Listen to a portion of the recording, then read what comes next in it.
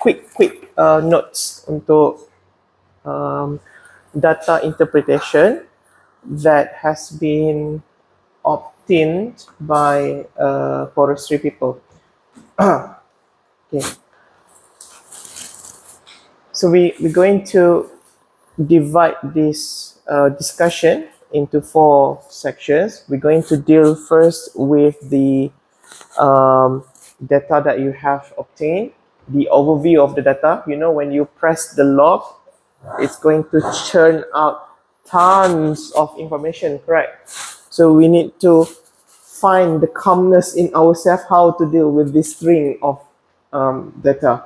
Okay, and then we're going to look at more or less how to do the biological interpretation, not mathematical interpretation. Okay, mathematical interpretation, it simply shows one value is higher than the other, the magnitude, the percentage increment, decrease, and so on. That is not what is of concern at the moment, because biological interpretation is more important in physiology, right? And then we will address some of the issues with the data that you took, and then some understanding about the CO2 in relation to the leaf position. Okay, go on.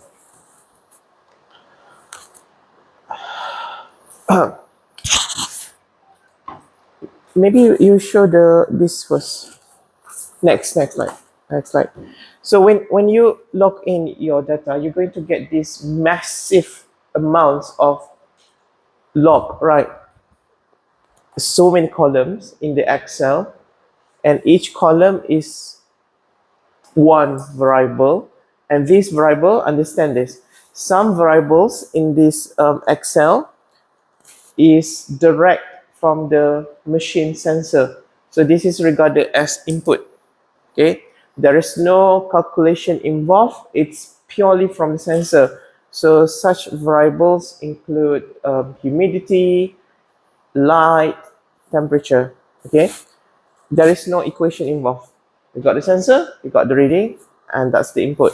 Some variables, such as assimilation, intercellular CO2, these are what we call as the calculated variables. Calculated variables, maksudnya the machine use 2 or more input variables and then calculate to form a new variable.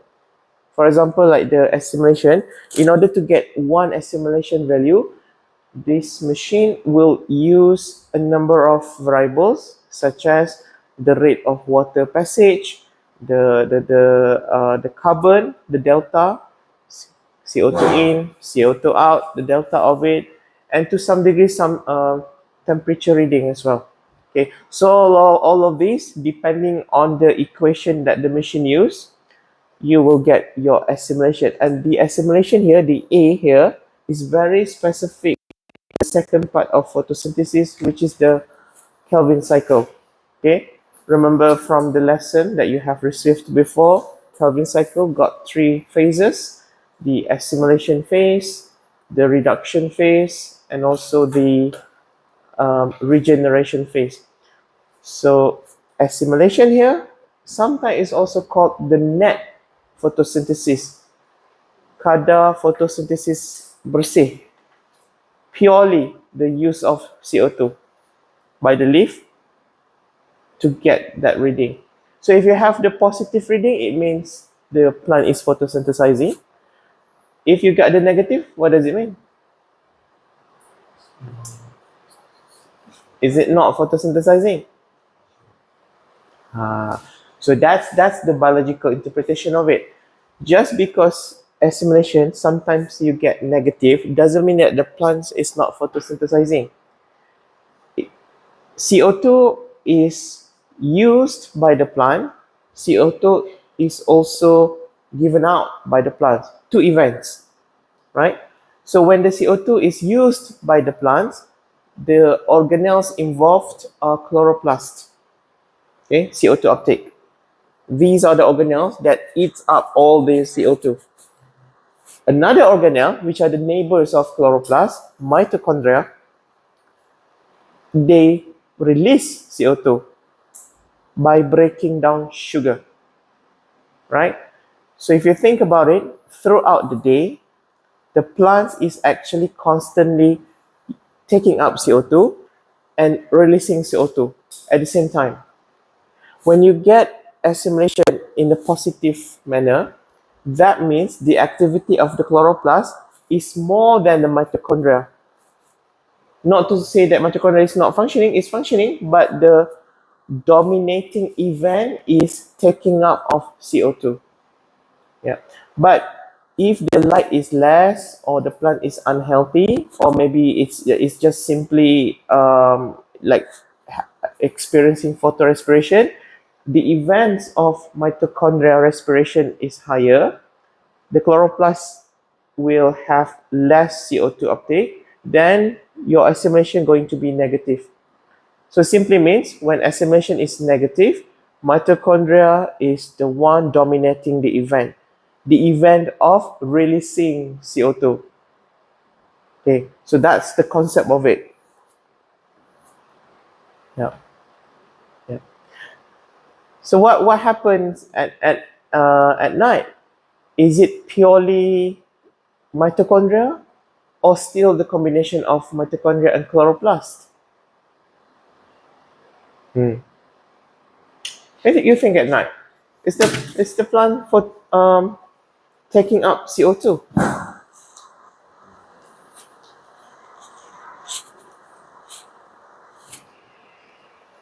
Ambil lah if you are dealing with a cam plant, CAM, pineapple.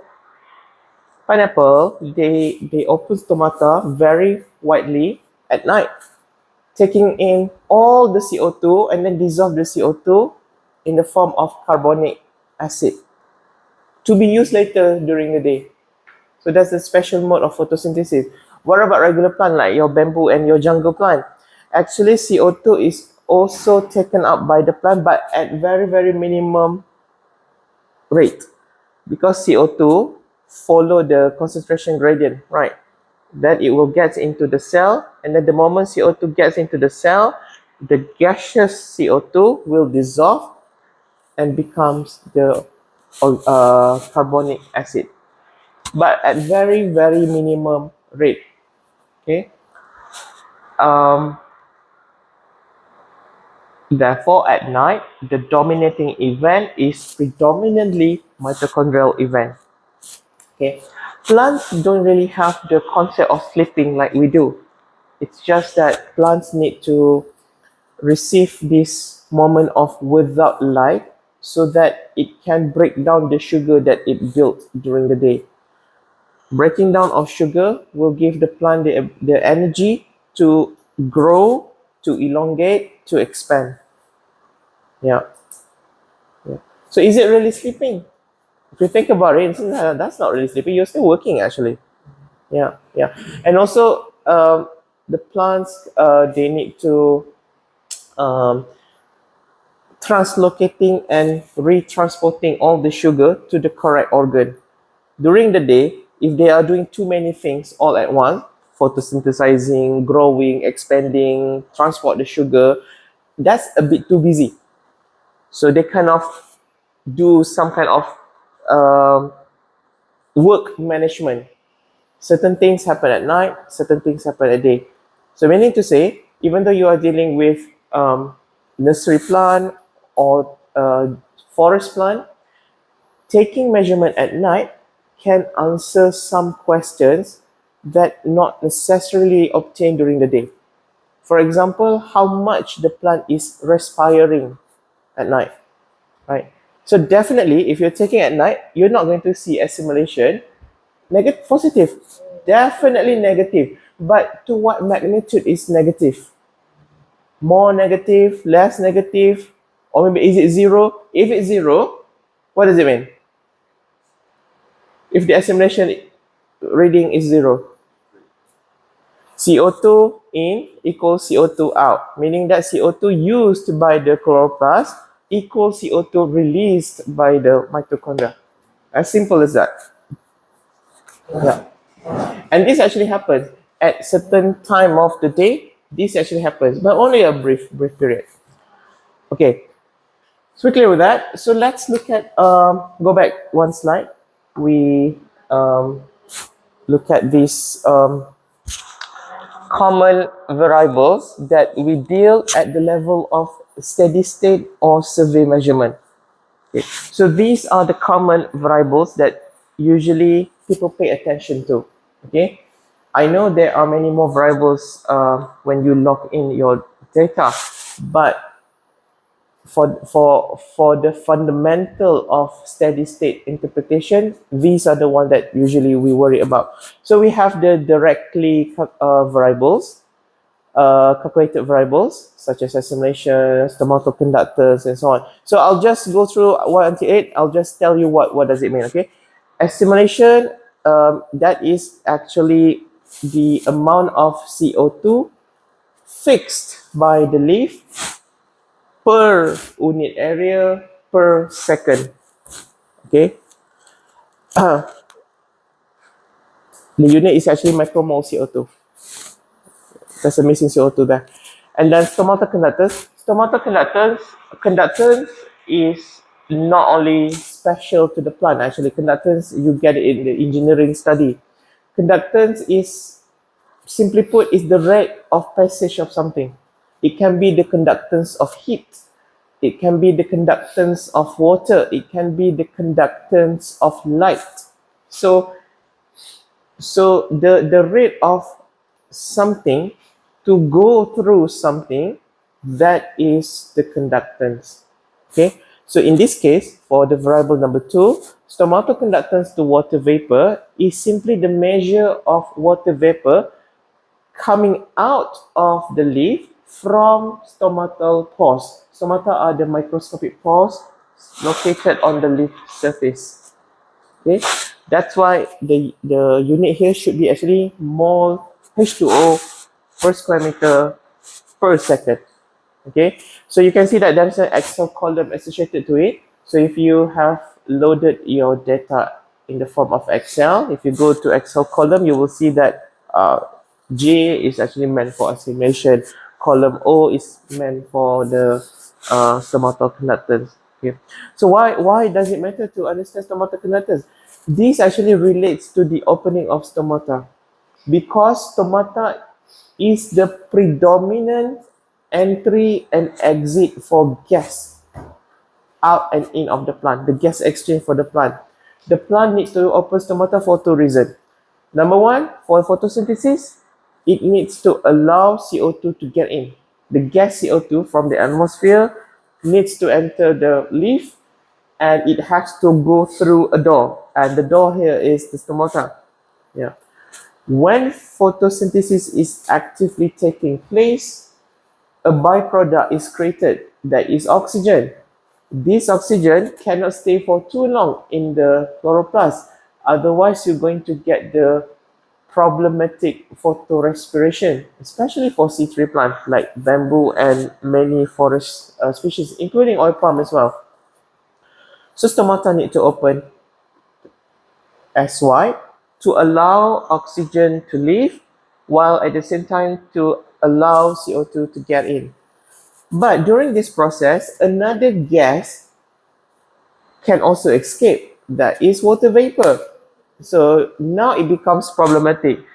Now it needs a very strong control by the plant to close and open stomata at just the right amount, so that oxygen can leave, CO2 can enter without losing too much water. Yeah. Water needs to leave the stomata, and this process is specially called transpiration, or equivalent in human like sweating. Transpiration is purely for the reason to cool down the plant.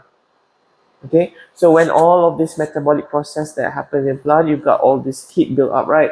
Plus the sun, unlike you, stay in the building, the plant do not have umbrella or sunblock. They got no choice but to expose directly under the scorching sun. that gets heat up very easily. Do you see any plant got suddenly turn on a fan, table fan? It's just too hot lah. Let's go IKEA today. Yeah, or use the hand fan. No, you want to rely on the wind. Wind do not come all the time. So all they have to do is sweating, i.e. transpiration. Yeah, but of course, if too much water is lost through the stomata, the plant is at risk of wilting. Pokok menjadi layu. Yeah, because plant, unlike us, we are having our shape because of our skeleton. Okay, we got our skeleton, we got our muscles, and all the ligaments and stuff. Plants don't really have this skeleton, tulang, bones, tengkorak, and so on. So they are actually having the figure due to the hydrostatic pressure, the build-up of water pressing against the cell wall. Pokok itu segar, right? So the moment a small amount of water suddenly exiting the plant, that will immediately cause the leaf to droop. So you can see that many plants during the afternoon time is kind of the leaf wilting, right? That actually to prevent further water loss. Yeah, and actually also the leaf has undergone tremendous water loss as well. Okay, if the leaf were to have bony digits like us, it's going to stay just like that. It's very hard, very firm, sturdy looking. But, well, plants do not have that. It relies very much on the hydrostatic pressure of water inside the leaf tissue. Okay, so when you get these stomatal conductance, you will know that the stomata are opening or closing, and therefore you can make a better decision when to measure your photosynthesis. You don't want to measure your photosynthesis when your stomata are naturally closed. For C3 plants, for the many forest species, for the bamboo, for the oil palm, avoid noon time measurement from 12 at noon until to 2:30 measurement, because many C3 plants are known to have what we call as midday depression, meaning that the stomata, whether the water is there or not, the stomata will close anyway. It's a tight genetic control. Yeah, kind of like whether you are in any country, when the time comes, you will feel sleepy. Tight biological clock control. Okay, so C3 plant got that issue as well.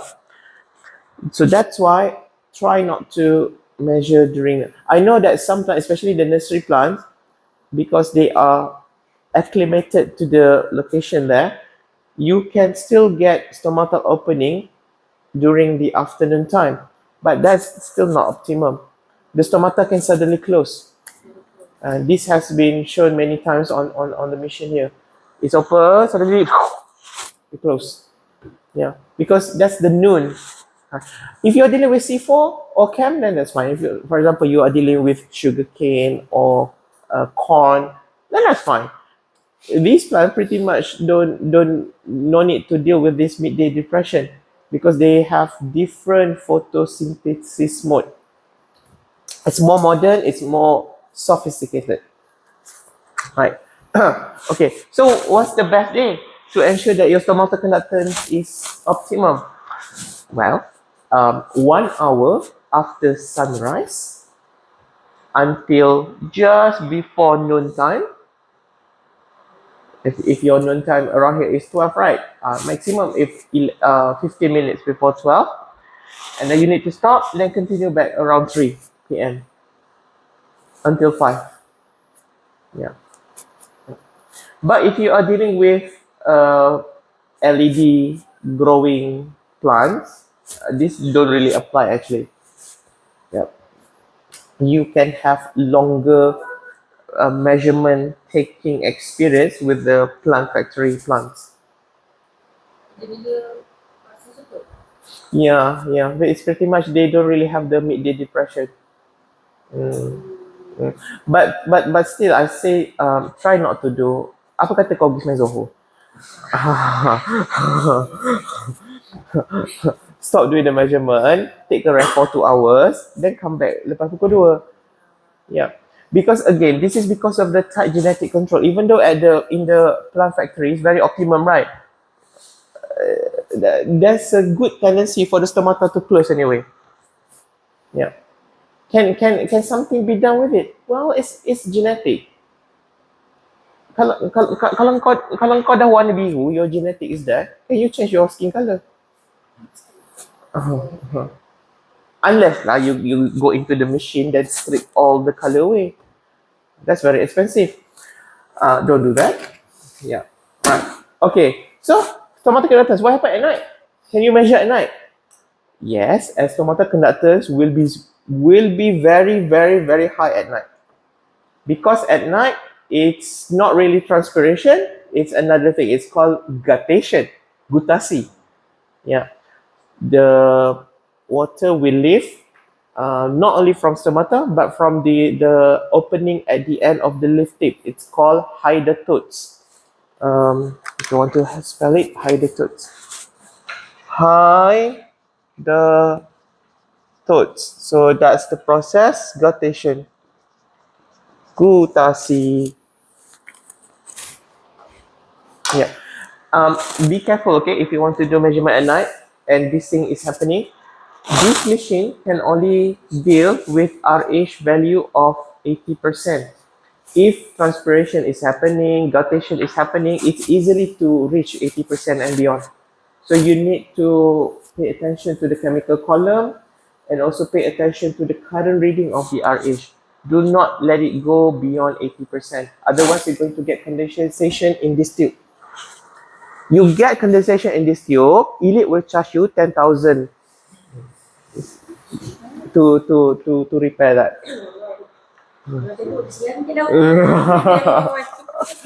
Boleh buat waktu malam, tapi kena pay attention sikit lah benda situ. If you pay attention to this, then boleh dapat data waktu malam. Yeah, because some plants they are nocturnally active at night. Contoh pokok apa yang contohnya nocturnally active at night? Durian. Durian during flowering season, kelawar tu datang waktu Zohor ke? See? So when certain plant species is more happening at night, it's only sensible and it's more interesting actually to know what is the reading like at night. Yeah. Tapi engkau dah jenis yang masuk kerja 9 to 5, memang kau tak akan terfikirlah kat arah tu kan. Yeah. Tak apalah, at least you know it's possible, right? Okay, right. Next, number 3, ambient CO2 concentration. Okay, that's the concept here. I think it's mentioned in good detail in this slide. This slide here, understanding CA, CI, and CC. So, C stands for CO2. Okay. Siapa nak acting tu? Tengok aku sakit. You know bila kau tidur, kau salah bantal, kepala aku, ni katil kan, kepala aku kat sini tergantung. Macam ni. Lepas tu tengkuk tu kat sini. Aku bayangkan dah hongat macam tu. Sakit gila.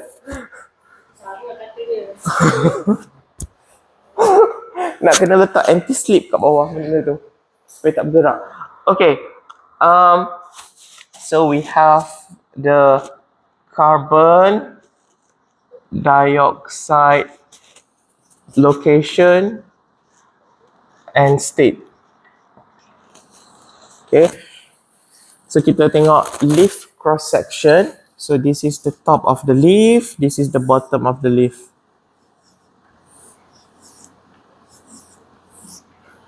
So the top of the leaf, so you have your mesophyll here.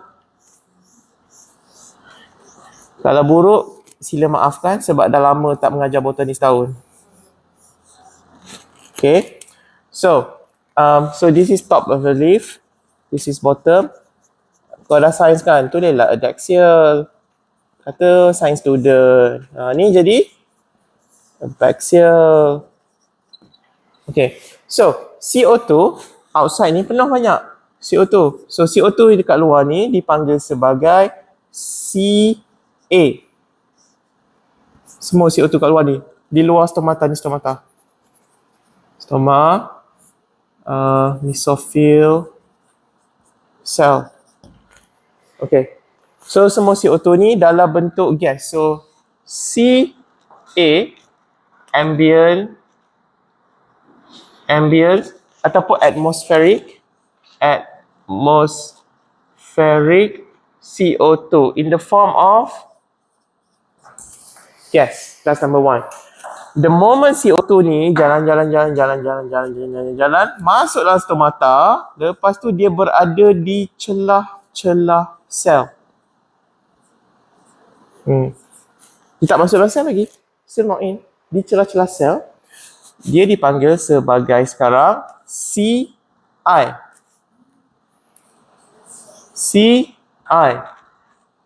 I stands for intercellular. Intercellular CO2. Masih dalam bentuk gas. Yeah. The moment CO2, okay, now let's get, I'll zoom in here, okay? I'll zoom in here. Ni, zoom in, kat sini. So this is your cell. You got your cell wall, right? You got your cell wall. And then CO2 touch the cell wall, touch the plasma membrane.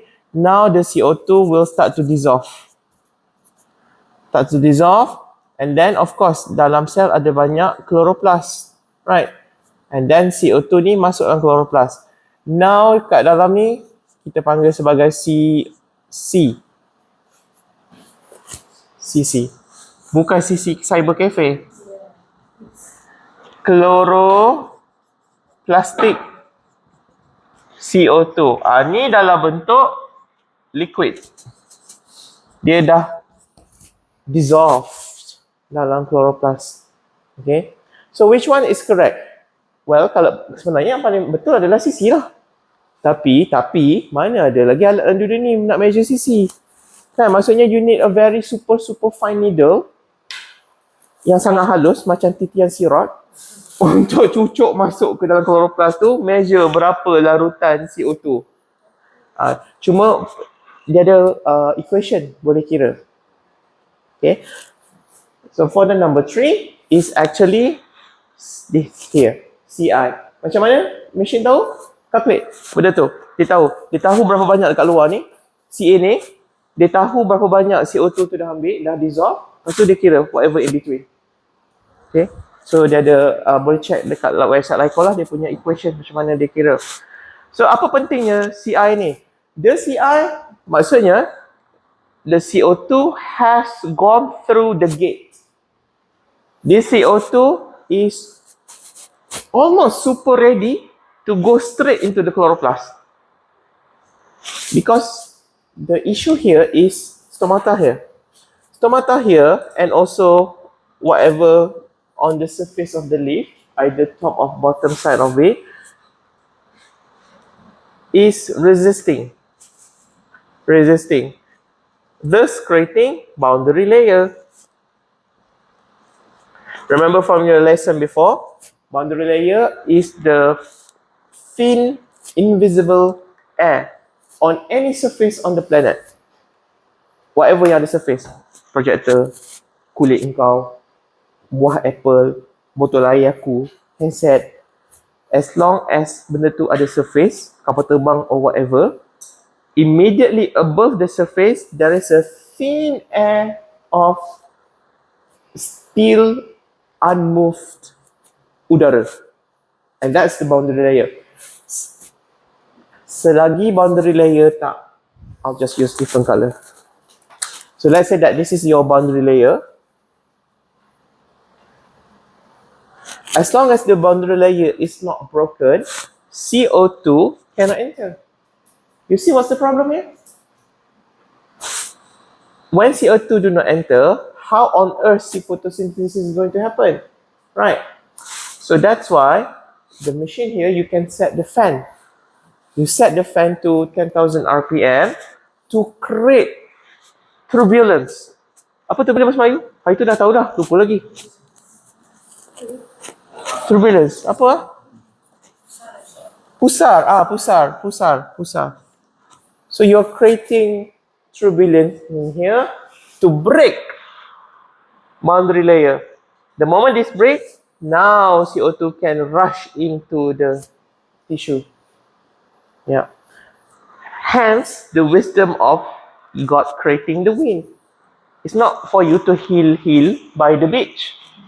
It's actually to allow the plant to move about, breaking boundary layer so that CO2 can get in and oxygen can exit as well. Right. So when we're talking about the CI is already what's in the cell. So therefore, it will create a simple ratio between these two. Okay, so it's called CI-CA ratio. This simply means the CO2 draw down into leaf tissue. Meaning that if you have two leaf A, leaf B, CI ratio, you can turn it into a percentage, okay? Because it's just ratio. Then you times 100, you got your percentage. Let's say that for the A, you got your CI ratio about 0.8 or 80%. And then for leaf B, you got your CI-CA ratio of 0.6 or 60%. Meaning to say, 80% CO2 is in the intercellular spaces.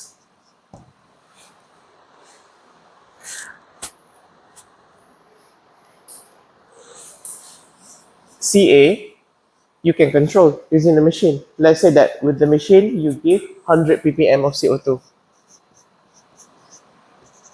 Yeah.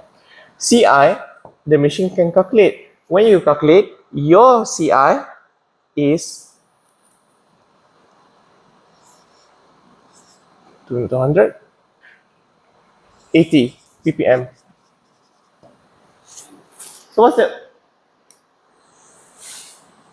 So CI over CA, how much you get? 0.8 or 80%. Yeah. So meaning that there's only 20% used by the cell. Think about it. If the cell is having a high demand of CO2, much less of CO2 is going to be present in CI. Okay? You look at this, right? This is actually the movement of CO2. CO2 move from here, move to here, move to here, meaning that this is the final destination, right? The higher the demand of chloroplast CO2, the more intense CO2 drawdown going to be experienced by CI. Yeah. When the photosynthesis is less intense, or maybe because the plant is young or something, you're going to find that your CI value is very close to your CA value because there is no demand. However, when you compare to leaf B, your CI-CA ratio is 60%. That's less now. Why is it less? Because chloroplast is asking for CO2. So we can say that leaf B is photosynthetically more active because of the higher CO2 drawdown, right? The good thing about CI-CA ratio, it can tell you whether your reading is correct or not very quickly. If your reading is between 0.55 to 0.8, this is actually acceptable. regardless of species, regardless of treatment. It's good. Oil palm can, bamboo can, toy sum can, pokok salak can, anything between this. But bear in mind, okay, this column, CICA ratio, is not provided by LICOR. You need to create your own column. Can you show the column? Yeah. So you can actually manually add the column. Do you have more steps here?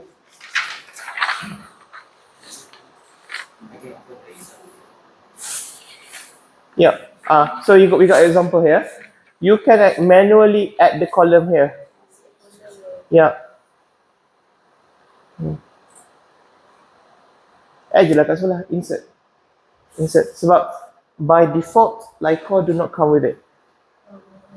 Yeah. Okay. Maybe because they are dealing, orang yang cipta LICOR ni orang yang duduk kat negara 4 musim. Pokoknya sangat behave. Dekat tropika is very violent. Kan? Tengok, cakap sikit dah mengaum. Panas hati. Alright, okay.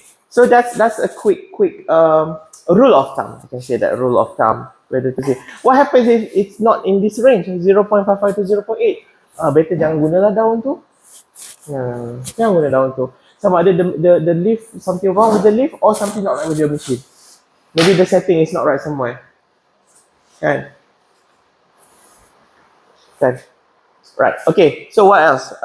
Number 5. Number 5 is the leaf temperature. So temperature, in this machine, you have T air, T block, T exchange dengan T leaf. Bukan T leaf yang jual matcha tu. So we're talking now about T leaf. So there is a thermocouple here. Sebab itu masa belajar hari tu, kena make sure the leaf is touching your thermocouple. You know thermocouple ni dia senang bergerak-gerak tau. If it suddenly gets too low ke bawah, kan, ke ataskan sikit. It has to be on the same level as the brim of this gasket. Okay, not too high. If it's too high, you might break the thermocouple. Elite will charge you again. Dia orang kan nak buat duit je. Kau ingat dia nak fikir kebajikan kau. Kan, yang baik dalam cerita ni aku je sebenarnya. So adjust your thermocouple accordingly. It's springy. If you are dealing with super hard leaf, let's say that pokok daun apa yang keras sawit kan, rendahkan sikit benda ni. Kalau daun yang ini zinc, kalau zinc tu tak apa. You can just nice on the same. Yeah. Sometimes kalau leaf yang super lembut macam choy sum, ataskan sikit daripada level ni. daun yang lembut tu kita kena Tinggikan sikit. Ya. Tinggikan sikit sebab it's not going to hurt the thermocouple pun sebab dia lembut. Sebab tu kena mahir daun ni. So kalau some people kalau tak boleh tengok panggil buta, kalau tak boleh dengar panggil pekak, kalau tak boleh rasa panggil apa? Dia senses rasa dia tak ada. Nak panggil apa? Is there a word for it? Senseless.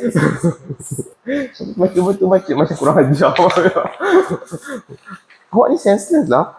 Bukan saya tak ada otak tu, tak ada rasa. Okay, apa lagi? Alright, apa lagi? So thermocouple. So important, leaf yang highly transpiring, maksudnya stomata dia wide open, naturally will have negative correlation with leaf temperature. Okay, remember, okay, when you take measurement, just because assimilation naik, tak semua maksud semua benda akan naik. Ada benda in nature dia akan negatively correlated. One go up, one go down. This is the case here. When stomatal conductance going up, naturally leaf temperature will go down. Negative correlation. Yeah. Because apa? Cooling lah. Cooling. Yeah. So try not to make your lift to experience beyond 31 degree untuk kawasan kita. 31, 30 degree lift temperature ni. Sebab kalau you have use your regular setting, the lift is still reading high, the lift temperature, mungkin kena naikkan RH, right? Naikkan RH ataupun mesin ni bawa pergi tempat redup. Ni chamber ni, bawa pergi tempat redup. Maksudnya panas. Lift tu tengah stres. Kalau apa lebih daripada 30. Kalau lebih daripada 30. Sepatutnya dia bawah 30. Ya. Ya. After all, it's not good for machine. Kan? Kalau machine tu breakdown, it will charge you again.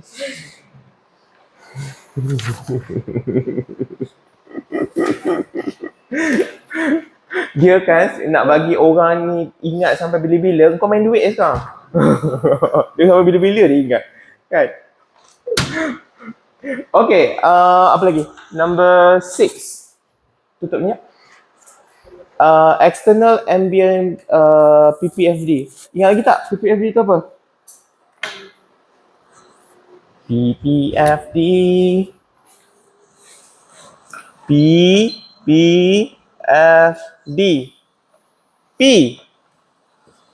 Photosynthetic. Photon. Flux density. Hari tu ada belajarkan dalam dunia ni ada macam-macam cahaya. Sunlight macam bagi semua cahaya yang ada, cahaya yang kau boleh nampak, cahaya yang kau tak boleh nampak, cahaya yang kau tak nak nampak. Semua matahari tu bagi. Cahaya yang mata kita boleh nampak, itu dipanggil sebagai visible light.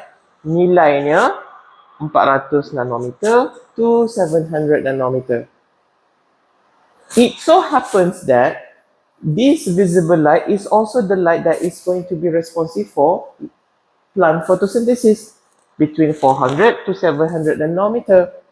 So the sensor that is measuring PPFD, that particular sensor only measure the light density between 400 nanometer to 700 nanometer. Kalau light tu energy dia beyond this range or before this range, not going to be measured. Yeah. Photon flux density. Photons, sebab tu dia punya unit kerja macam ni. Buka tapi buka lagi. Kalau jadi macam ni juga. So unit ni you will get macam ni. Micromole per square meter per second. Ini adalah bilangan zarah cahaya. Bilangan light particle. Remember from the lesson, cahaya ada dual properties. It can be wave, it can be particle at the same time. Now we are talking about the second properties of light, the light as particle. So ini adalah bilangan partikel. Mole. Mole ni apa? Saya lupa. Apa mole ni? Bukan hari tu ada cerita ke mole ni? Very senang. Senang lagi aku bagi dia punya explanation mole tu apa.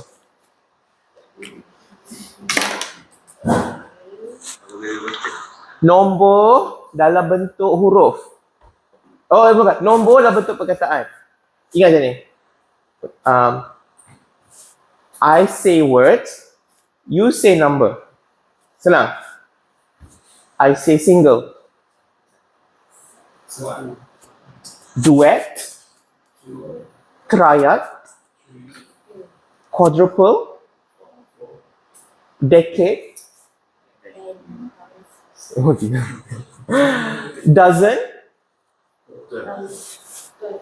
Century.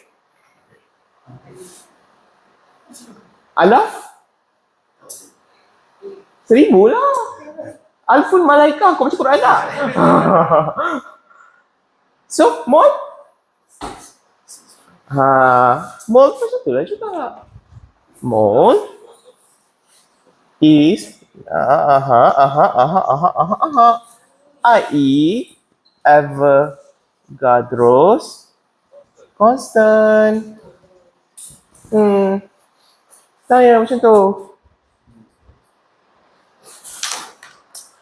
Sebab bilangan dia terlalu banyak. Maksudnya the light sensor kat dalam ni dia ada dua sensor, okay? Dia ada gallium sensor kat dalam. Dekat luar ni silicon sensor yang biasa. It's very sensitive because it can know the density of the light particle per square meter per second of the time. Right. Okay.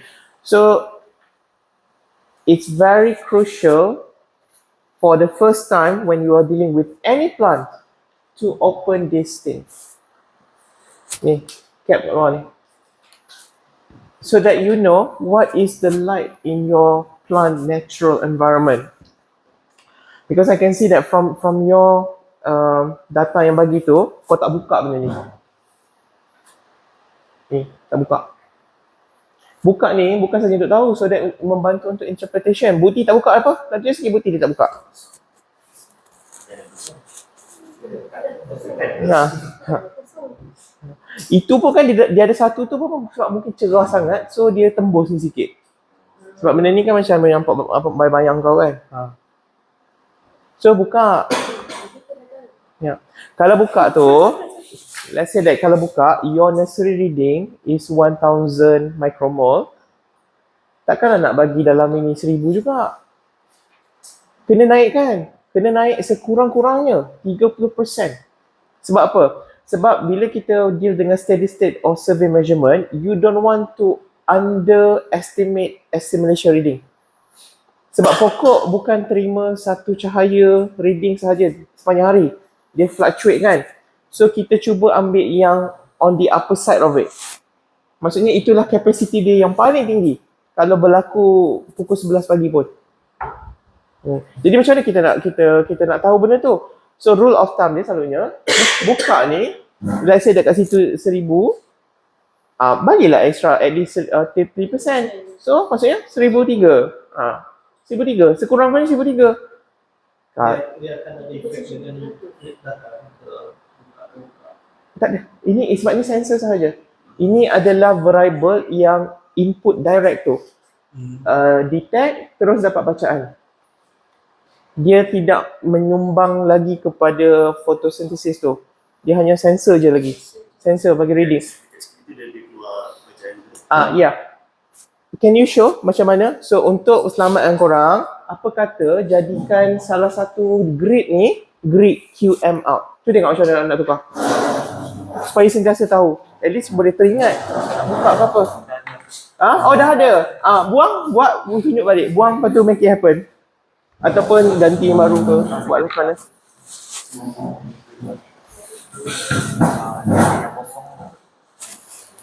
Masukkan ni. Lepas tu kena cari the QM out. Bukan mana-mana juga. Sebab suka hati. Kalau yang senang boleh first page, tapi first page tak full kan. Ini actually dah ada. So saya ni buat contoh lah. So kena dah ada kan nanti. Dia ada kategori variables. Nak tahu QM out tu bawah kategori apa, boleh tengok kat LICOR lah.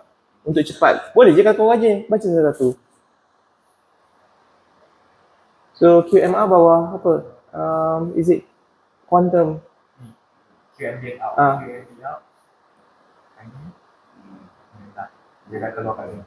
Dia keluar kat sini. So nak tahu dia berfungsi ke tak, ambil lah apa lilin, lampu. Mana? Naik. Tak. Tak. Tu rosak.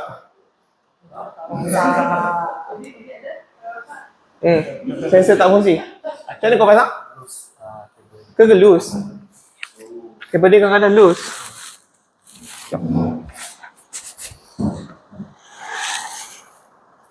Oh tapi benda masuk kat dalam.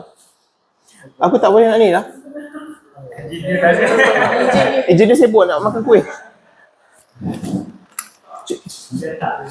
Dia tak ni. Tak, aku rasa mungkin dia tukar kat dalam sama kot.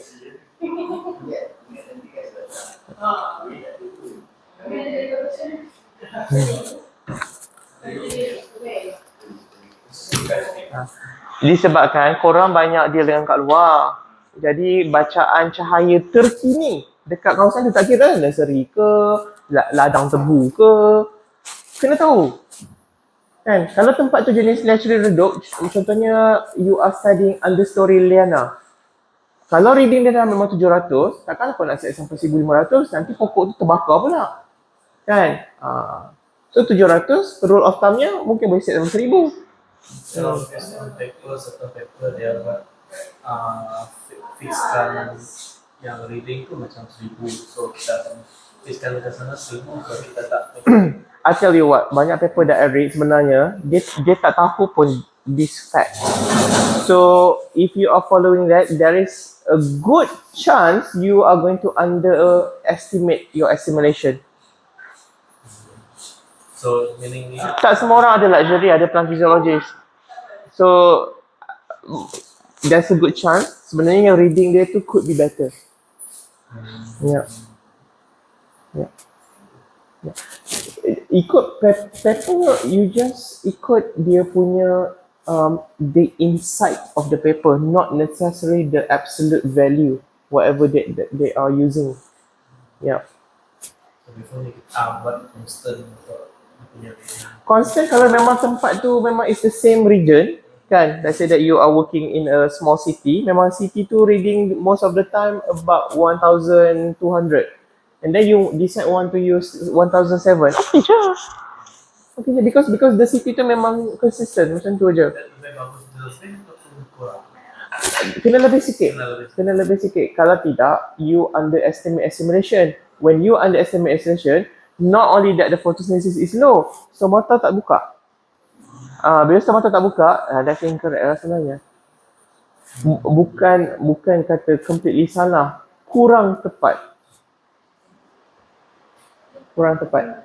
Okay, so duduk balik. Sambung. Aku sakit tengkuk ni, aku kejam sikit. Oh, sakit.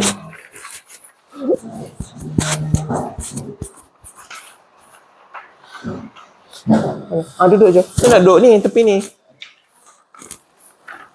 Kau nak duduk dekat karipap. Okay, apa lagi? Go back one ni. Okay, so Q-in adalah sensor kat dalam fluorometer tu. So dia ada dua sensor lah. So maksudnya if you have set lampu tu sebagai 1200, sepatutnya Q-in pun lebih kurang sama saja. Okay. Right. And then what else? Number 8, red actinic. This is very important. When you set your light, make sure that you use the minimum of red and blue together. Kalau tak guna far red pun tak apa lagi. Dia ada far red dalam ni. Tapi tak guna far red pun tak apa. Make sure you use these two, red and blue. Engkau punya tak ada blue, merah aja. Which is tak betul lah, sebab kesan ni nanti nampak dekat stomata conductors. You give completely red. Cuba buka ni. Buka chamber sikit. Nampak warna dia? Merah kan? Sebab langsung biru tak ada. Kena ni.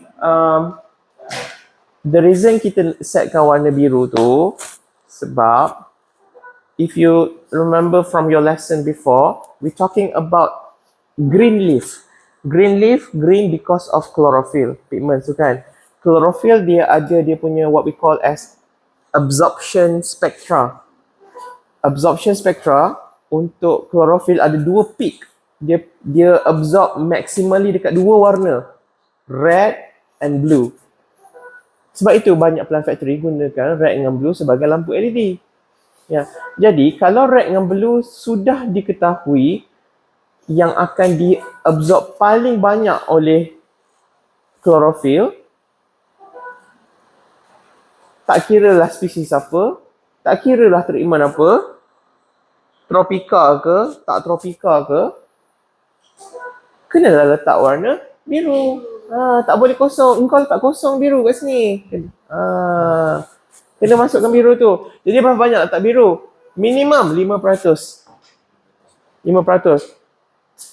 So dah kat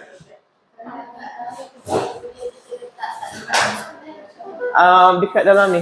Masih tunjuk. Can you show? Buka slide tu, lepas tu kamu.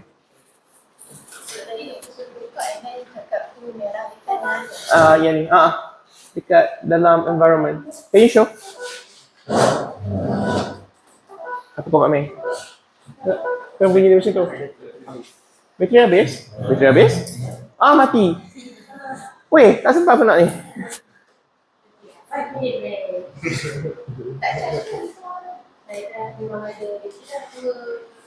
Dalam tak ada bateri ke? Dalam slot tu. Bateri. Ini tak charging. Tadi tak. Tapi kan sometimes kita dah set just guna. Jadi kan masa awal-awal kita dapat ni tak set. Kalau nak tahu boleh masukkan grid red ni. Nombor 8 dengan nombor 9. Grid ni you can make it appear on the screen to alert you whether it is 0 or other value.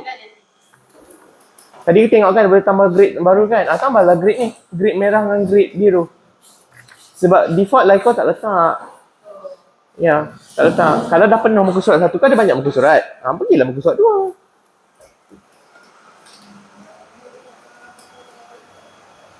Tak charge.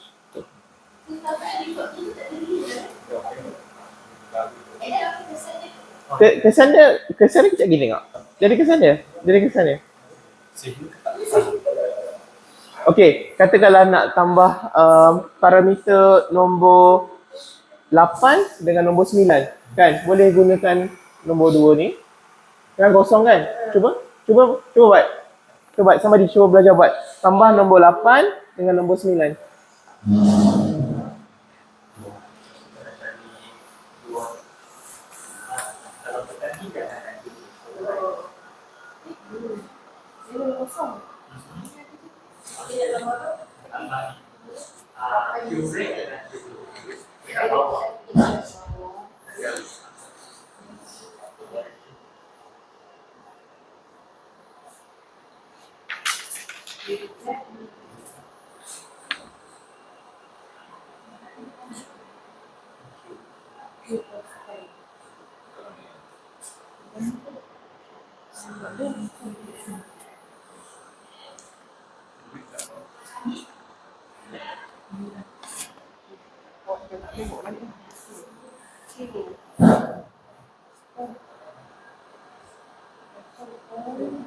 So hari tu kita orang dah set default 1 dan 2.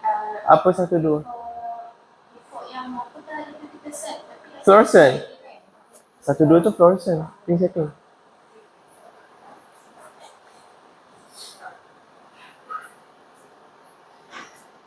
Yang ini mungkin daripada exercise hari tu. Sebab memang kita tutup lampu kan. Yang kita buat gelap tu.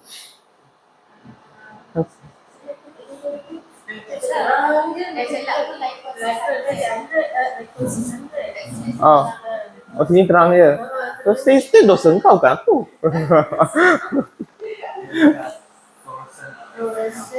Dekat fluorescent.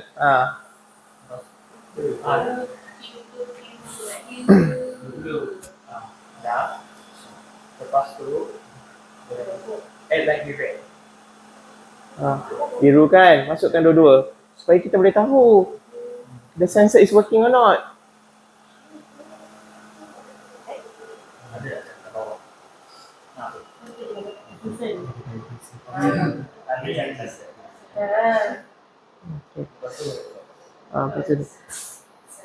Okay.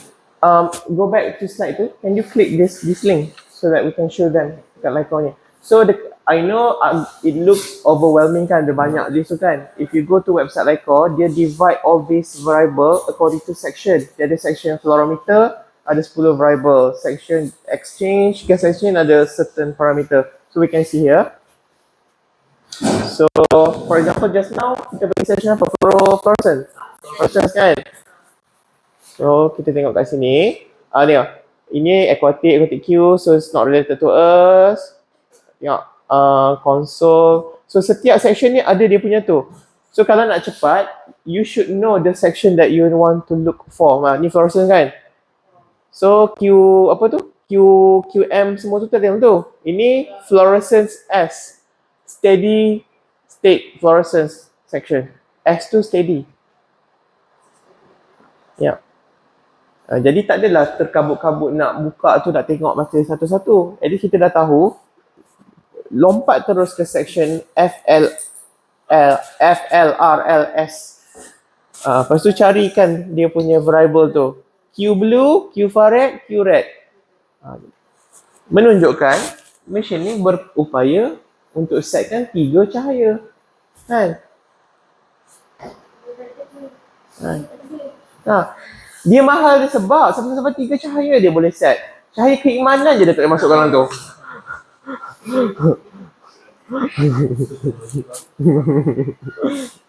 Kan, buka-buka pun hello. Okay, right.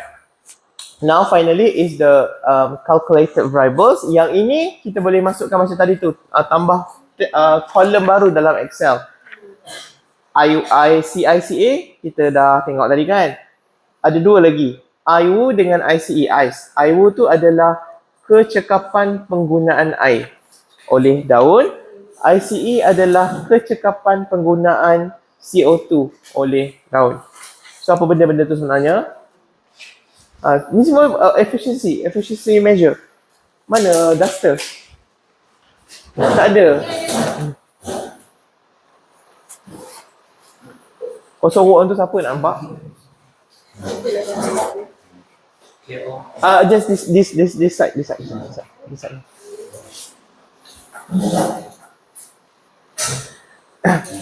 Ini better belajar ni sebab nak boleh guna lama. Maksudnya konsep efficiency ni dia matematik sebenarnya, matematik fraction.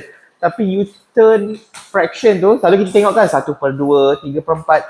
Tukarkan benda tu dalam bentuk ayat biologi.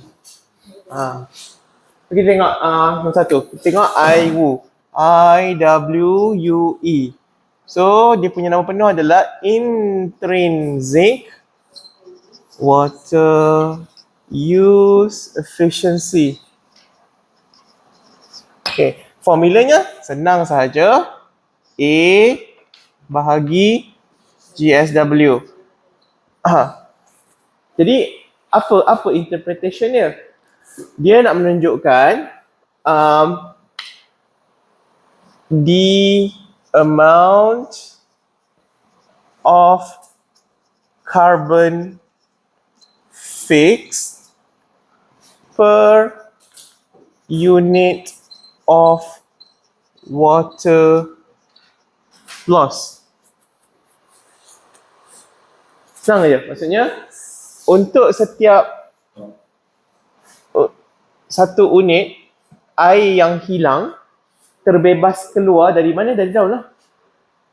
Berapa banyak berjaya penghasilan asimilasi CO2? Maksudnya pokok yang IU ni tinggi ni bagus lah. Maksudnya air tu hilang sikit je tapi banyak CO2 dia dapat fix. Benda ni penting kalau nak study pasal drought, nak study pasal kecekapan. Sometimes bila air susah dapat ataupun musim kemarau ni, you still want the plant not to die, to stay dormant. Kan? So this measure will help you to understand the plant better. Right. Okay. Tu IWU. Yang nombor 2 adalah ICE, ice. Ini apa? Instantaneous carboxylation efficiency. So formulanya senang saja. Ini bahagikan dengan CI. Remember CI itu apa? Dah kena padam. CO2 yang berada di celah-celah sel dalam daun. Dalam bentuk liquid ke dalam bentuk gas? Yes. Right. So, interpretationnya apa? The amount of carbon fixed per unit of CO2 gas present in the intercellular spaces.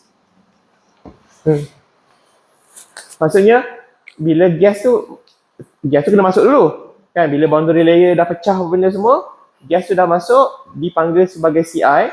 Untuk setiap unit CI yang berjaya masuk ke dalam daun, berapa unit karbon yang terhasil diikat. Tadi air kan? Tadi air. Ini adalah CO2 pula.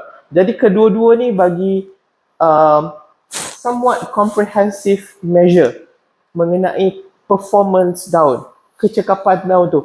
Kecekapan daun menggunakan air. Kecekapan daun menggunakan CO2. Ataupun maybe kelembikkan daun kau membazirkan air. Boleh juga. It's the other way. Kalau kau nak jadi optimistic, kau tulislah macam ni. Kalau kau nak jadi negative thinking, pessimistic, use the other way. Kelembikkan daun, kan? Keborosan daun membazirkan air di dalam mengikat CO2. Maksudnya sama aja, cuma bunyi kau negatif. Tapi aku tak apa, engkau emo kan, tak boleh.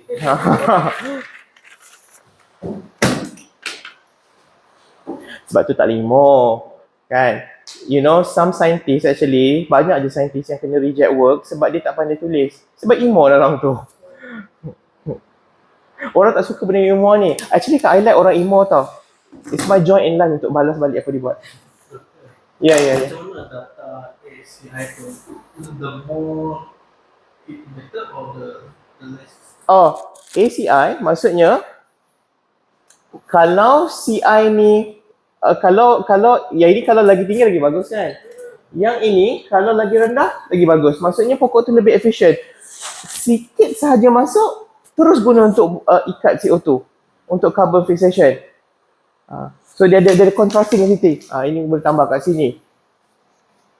The more, the merrier. Ni, the lesser.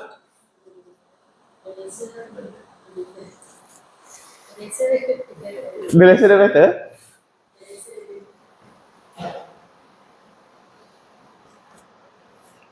Lesser, more. Buruk lisan aku.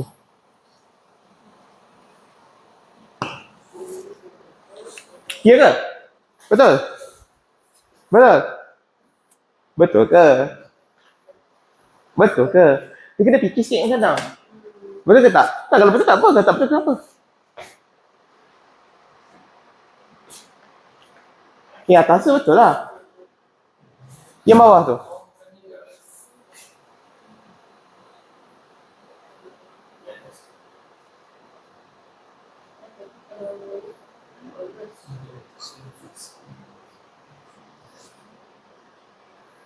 What do you think? Dia patut the lesser better ke? The more the better? The lesser the better? Kenapa? Tapi now kita bukan cakap pasal estimationnya, kita cakap pasal ni sekali.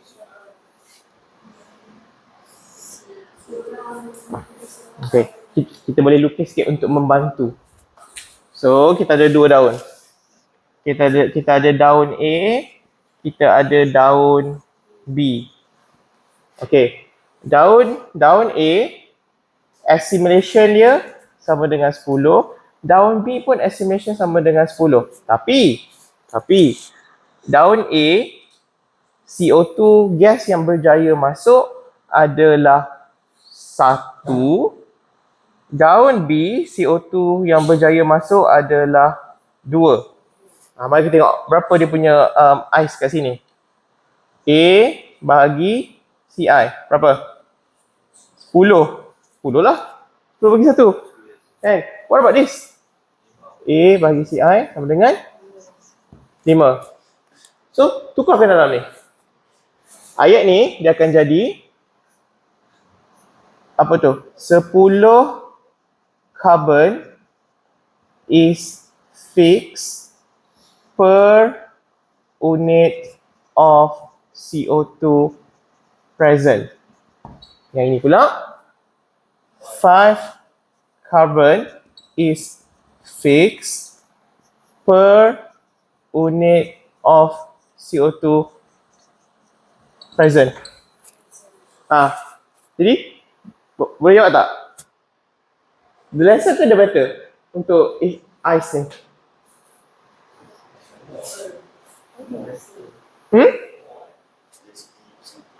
I just want to say, siapa cakap the more is the better?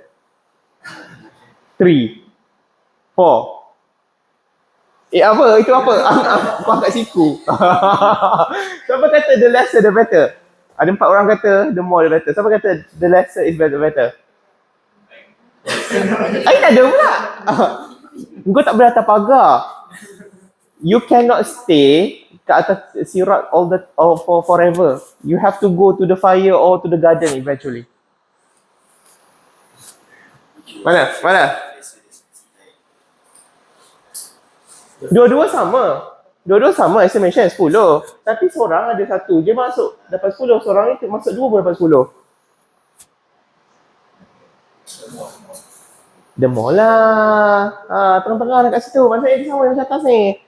Menunjukkan when it comes to efficiency dalam bentuk fraction macam ni, you always look for the more. Senang ke? Ya. Sebab di denominator, atas ni numerator, ni denominator. Sebab kita bahagikan ni, jadi kita nak tahu dia per satu this thing. So this thing boleh jadi apa-apa je lah. Ya. So sama je. Kan? Ya. Alah kau macam sekolah macam kawan kau.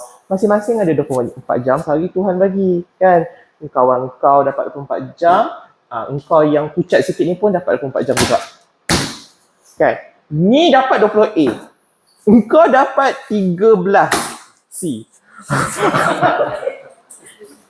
Tapi dua-dua dapat 24. So siapa lagi efficient? Dia kata saya lah. Okay. So jadi when you have less CO2 in order to get the same output, maksudnya daun A lebih carboxylation efficient berbanding daun B. Macam yang atas juga. Yang atas ni bagusnya adalah kalau daun tu kurang air untuk menghasilkan carbon fixation yang sama, maksudnya daun tu tidak perlukan air yang banyak dan boleh hidup dalam drought condition. Ya. So dalam reality, kat mana pokok sesuai untuk ni? Ini maksudnya kalau reading yang tinggi sesuai untuk drought condition. Yang ini kalau reading tinggi, I think sesuai untuk pokok yang rapat-rapat kat nursery. Sebab pokok bila rapat-rapat kat nursery, CO2 rendah tau. If you bring CO2 logger tu pergi dekat nursery yang banyak-banyak pokok, bukan 400 tau. It's very low. Sebab semua orang nak makan. Kan? Satu daun, masalahnya satu daun dari situ. Ribu kan? Jadi, ikutlah.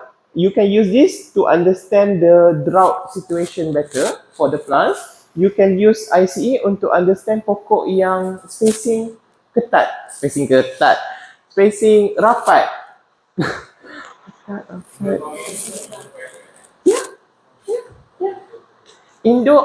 In fact kan indoor farming dua-dua boleh useful sebab orang indoor farming ni dia nak space tu efficient. Tapi kadang-kadang kalau rapat sangat, walaupun lampu tu cukup, pokok tu suffocate, dia jadi pengap, dia tak cukup ni. Ya, mungkin dia mengalami, tapi kalau pokok tu memang naturally dia punya ICE ni cemerlang, tak apa, yang ni kita bagi dia rapat-rapat sebab dia memang cemerlang. Masuk CO2 sikit pun dah cukup untuk tinggi, dapat benda dia tinggi. So, sebab tu pentingnya faham persekitaran pokok atau subjek kita tu tumbuh kat mana. Adakah dia tempat yang water abundance ataupun tempat yang kurang air ataupun dia punya kedekatan pokok tu. Ya, kepadatan dia. Planting density. Yes. Planting density. Ya. Sometimes cahaya cukup. Ni gas ni tak cukup. Dia nak guna CO2, kawan sebelah dia nak CO2. Sekarang ni bila kawan dia guna CO2, oksigen dah banyak kan. Tengok tak, lagi senang photorespiration nak jadi. Melainkan kalau kau bela serangga kat bawah tu untuk gunakan semua oksigen ni. So it's a good way of thinking about it, efficiency. Ada lagi option banyak lagi. So if you want to do self-exploration menggunakan konsep fraction ni, just pick any variable dekat dalam LICOR ni. Lepas tu gabungkan dua, create your own, then you can have your own publication talking about it. Contohnya di efficiency, I'll give one example lah. Kita ada kat sini apa? Leaf temperature kan? Leaf kan? Mungkin you want to create something like this. Atas ni mungkin you want to keep it sama, assimilation. Maybe here like this. You want to know? For every 1 degree increase or 1 degree down, apa jadi dengan assimilation? Is it going to be more efficient ataupun is it going to be more ni? Sebab macam pokok C3, dia punya happy temperature is around 25 degree. Dia bila dia lagi tinggi lepas tu, dia semakin kurang dia punya efficiency. Tapi dia tak ada rendah sangat. Kalau dia dah rendah bawah 12 darjah Celsius, dia jadi bodoh balik. So there is a happy range kat situ. Banyaknya, tak semestinya gunakan ni. You can use other thing. Contohnya GSW. You divide dengan cahaya. Kan? Red.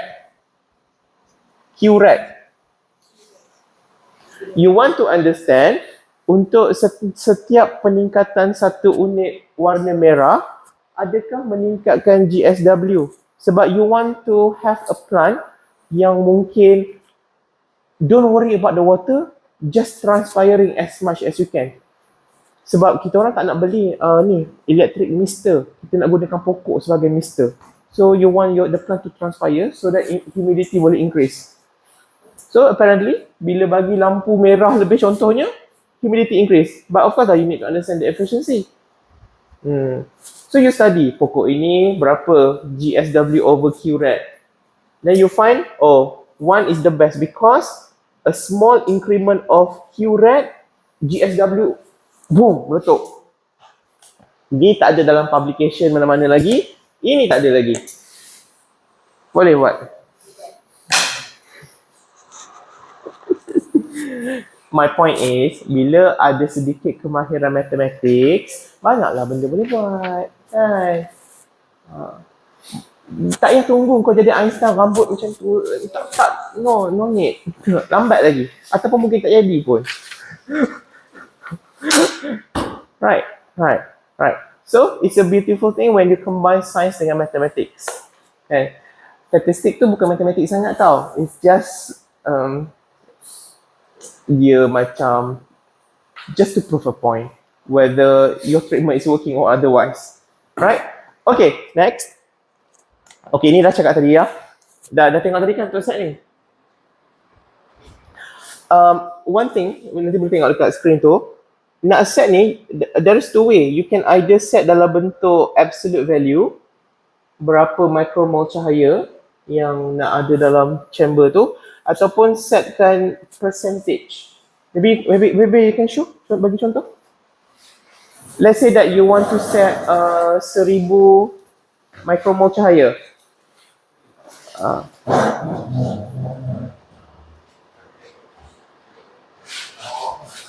Okay, berapa? Oh, aku tak bawa apa-apa. Aku tunjuk je lah. Tak nak tunjukkan, untuk setkan cahaya ni, untuk lampu merah dan biru ada dua kaedah. Boleh guna setkan terus nilai tu, ataupun setkan nilai saja, lepas tu setkan percentage.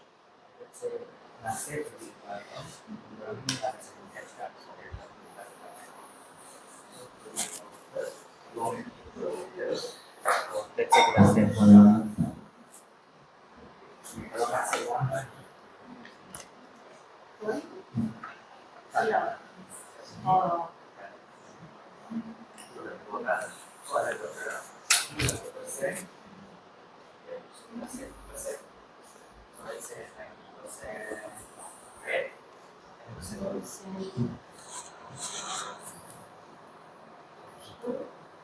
Kejap boleh tengok dekat measurement tadi ada set kan ke angka. So dia dah tukar. So total dia akan jadi tadi yang kita set 1000. So ni dia ikut percentage. Okay, kalau tak nak percentage, nak ikut value. So ni dia limit to value. Ni selalu guna warna-warna. Ni tak dia kalau thickness dia dah tak guna percentage, dia guna value. So let's say saya nak blue tu jadi 40. Jadi balik lebih kurang okey lah. So boleh set either ikut percent or absolute value.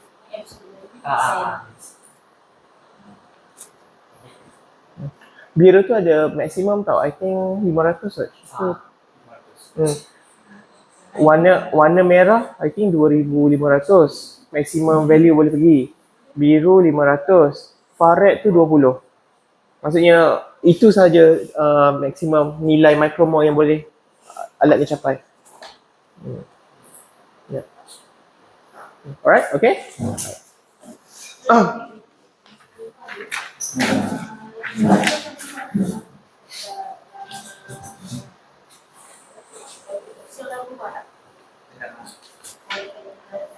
Yang nak buat tak ubah. Semua people set setelah dia baru punya. Okay. Right, so kita dah habis dua section yang pertama. Any question? Kita boleh take 5 sekejap. Nak pergi jalan-jalan, nak pergi duha. Kan? Nak makan popok tu ke? Okay. So, I think kita boleh take 10 lah kot. Take 10 siapa nak pergi toilet ke apa. Sebelum kita move to the second part untuk interpret data. Okay. So, interpretation. So kita ada interpretation untuk berapa parameter kat sini. Ada assimilation, semata conductance, leaf temperature, IWU, ICE dengan CICE ratio. Okay. So kita start dengan nombor 1. Assimilation. So kita ada 2 jenis pokok korang lah. Bamboo plant dengan jungle tree. Jungle tu pokok apa? Apa nama dia? Sebab tu lepas ni ingatlah kalau ambil pokok tu raja-raja sikit ambil gambar. Bukan gambar kau kan pokok tu. Ambil gambar. Sebab bila nak buat report, nak interpret, at least kita tahu. Bukan pokok tu saja, persekitaran dia tu macam mana.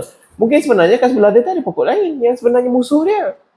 Nobody knows. So kalau tengok kat sini, max tu maksudnya yang maksimum boleh capai lah sebab korang ada banyak reading kan. So we just look at in there. Paling tinggi dia boleh pergi sampai 18 micromole dan serendah-rendahnya 2.26. So apa nak tunjuk message kat sini adalah antara dua spesies pokok ni, bamboo dengan jungle, bamboo left, jungle right. Bamboo mempunyai capacity assimilation yang lebih tinggi naturally. Which is make sense juga. Kalau kau tanya kat Google sekarang, pokok apa yang tumbuh paling laju, kau tengok jawab apa. Tanya lah Google. Hi Google, what is the fastest growing plant? CCTV kena jawab tak? Tak, kau tanya kau soalannya, macam apa tu? Macam, okay. Hey Google, what is the fastest growing plant? Bamboo. According to BBC Science, Bamboo. bamboo is the fastest growing plant on Earth. Fastest growing plant on Earth. Bamboo. Jadi tak pelik lah kalau dia 18 pun, walaupun pokok masih kecil, pokok masih tengah baby lagi, dah 18. 18 ni adalah bacaan padi yang dah mature, dah besar, dah sihat, baru kau dapat 18 ni. Itu pun mujur.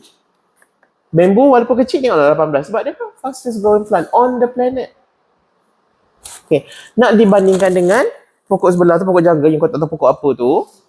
Sebelah saja. Itu pun sebenarnya tinggi juga tu. Ya, 98 tu. Apa yang kurang sikit nak tunjuk interpretasi kat sini? Sebabkan you didn't turn buka cap tu. Jadi kita tak tahu natural lighting condition untuk kedua-dua spesies ni. Ya, adakah peningkatan photosynthesis assimilation untuk spesies ni disebabkan spesies sahaja ataupun lighting dia pun berbeza? So sebab tu penting kena tahu tu. Ya. Ya. Dan bila kita tengok dia boleh jadi serendah-rendahnya 2.26 dan yang ni serendah-rendahnya sampai 0.3. Tengok dah nak approaching zero dah. Kalau zero maksud dia? Kalau zero maksudnya CO2 guna dengan CO2 release sama. Ya. Ya.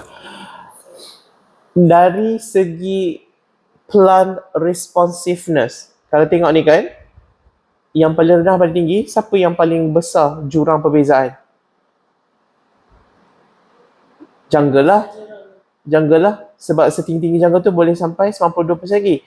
Walaupun tak tengok pokok lagi, hanya tengok data ni kita boleh tahu masih ada a lot of room improvement untuk meningkatkan photosynthesis jungle plant.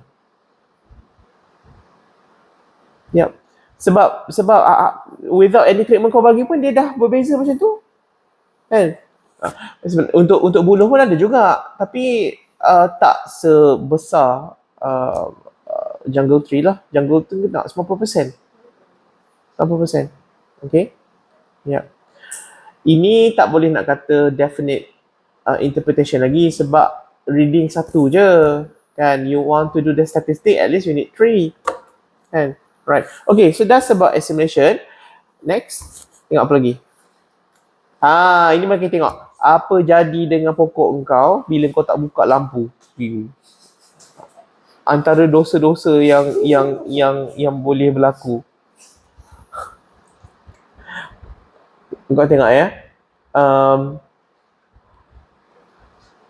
Tadi assimilation kan dia ada beza kan 80% dan 90% kan. Yang ini sama je 90%. Dia punya degree ataupun level perbandingan tu tak sama. So the good thing yang boleh nampak kat sini adalah walaupun kau tak letak lampu biru, some plant actually boleh capai tinggi 0.5. Tapi kalau pokok tu perlukan biru dan kau tak bagi, kau tengok hampir tertutup stomata tu. Beza tau. Kau tengok ya, yang atas tu untuk yang belah kiri ni, bambu ni, untuk yang stomata betul buka tanpa bantuan LICOR, you get 0.5. Tapi untuk daun yang kurang responsif, 0.02. Maksudnya 100 kali ganda lebih kurang dia punya nilai tu. Sebab 0.02. Yang sebelah ni lagi teruk. 0.00. 1/1000 ganda lagi kurang. Jadi nampak tak kepentingan membuka lampu tu. Sebab ada pokok kalau kau tak bagi dia macam boleh lagi, tapi ada pokok yang memang perlu sangat lampu biru ni. Dia jadi macam yang jungle tree ni. Hampir terkatup dia punya lubang stomata. Kalau terkatup tu, tak usah pelik lah kalau dia punya go back one slide. Tengok berapa dia punya reading photosynthesis. Kosong juga. Sebab stomata ni tutup. Bila stomata tutup, macam mana CO2 nak masuk untuk diambil oleh chlorophyll plus? Tak boleh lah. Jadi buka. Okay. Next. Okay. Right. Okay. Antara dua ni kalau kita tengok sama saja stomata dia. Again, menunjukkan bila kau tak buka lampu biru, tak kisah stomata apa, spesies apa, bacaan dia sama je. 0.5. Ya. Nak habis dah. Tahulah baru tukar bateri baru. Tahan juga kan? Good. Kan? That's good. Okay. Alright, next. Kita tengok lagi. Apa lagi? Leaf temperature. Okay, ingat tadi. Kalau stomatal conductance tinggi, apa jadi kat leaf temperature? Dia bertentangan. Lagi tinggi transpirasi, lagi rendah temperature. Jadi kita tengok betul tak kat sini?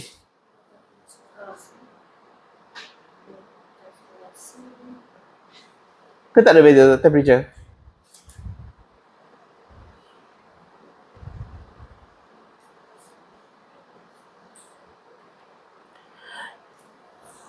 Cuba tengok ya. Stomata yang tertutup, temperature dia tinggi ke rendah kat sini?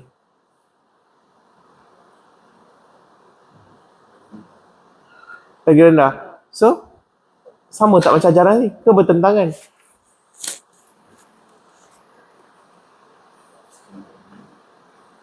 Sepatutnya, bar biru yang tinggi ke bar oren tu yang tinggi? Patut oren tinggi kan? Jadi kenapa kat sini yang oren tu yang rendah?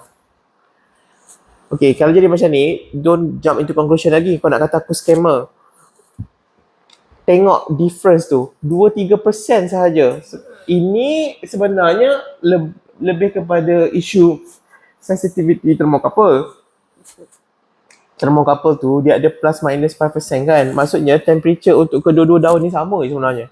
Sama je. Yang kau detect ni sebenarnya kau tengoklah 0.03 kot. Sikit je. Right. Dan dia punya increment pun 2%. Satu 2%, satu 3%. Alah, 2%, 3%. That's not even ni pun. Statistik pun perlukan 5. So menunjukkan kedua-dua daun ni tak buka stomata. Buktinya adalah temperature kedua-dua ni sama. Memang samalah. Jangan terpedaya dengan bar graph tu. No, sebenarnya bar graph tu sama je. Sama je. Ya. Bukti samanya, pergi kat slide sebelumnya, tengok. Stomata conductors dia tak buka dua-dua. Sebab kau tak bagi biru. Bila kau tak bagi biru, dia kena cakap macam tu. Dia kena makan dalam tu. Okay. So pergi balik kat temperature tu. Right. Tapi ini bagus sebab temperature tak cecah 30. This is good. Kalau boleh kekalkan lebih kurang macam ni reading. Sebab tu jangan ambil waktu Zohor. Waktu pagi, ini ambil pukul berapa? 10 pagi, 11 pagi. 10, bagus lah. Tengok dia bawah 30 lagi. T-leaf tu.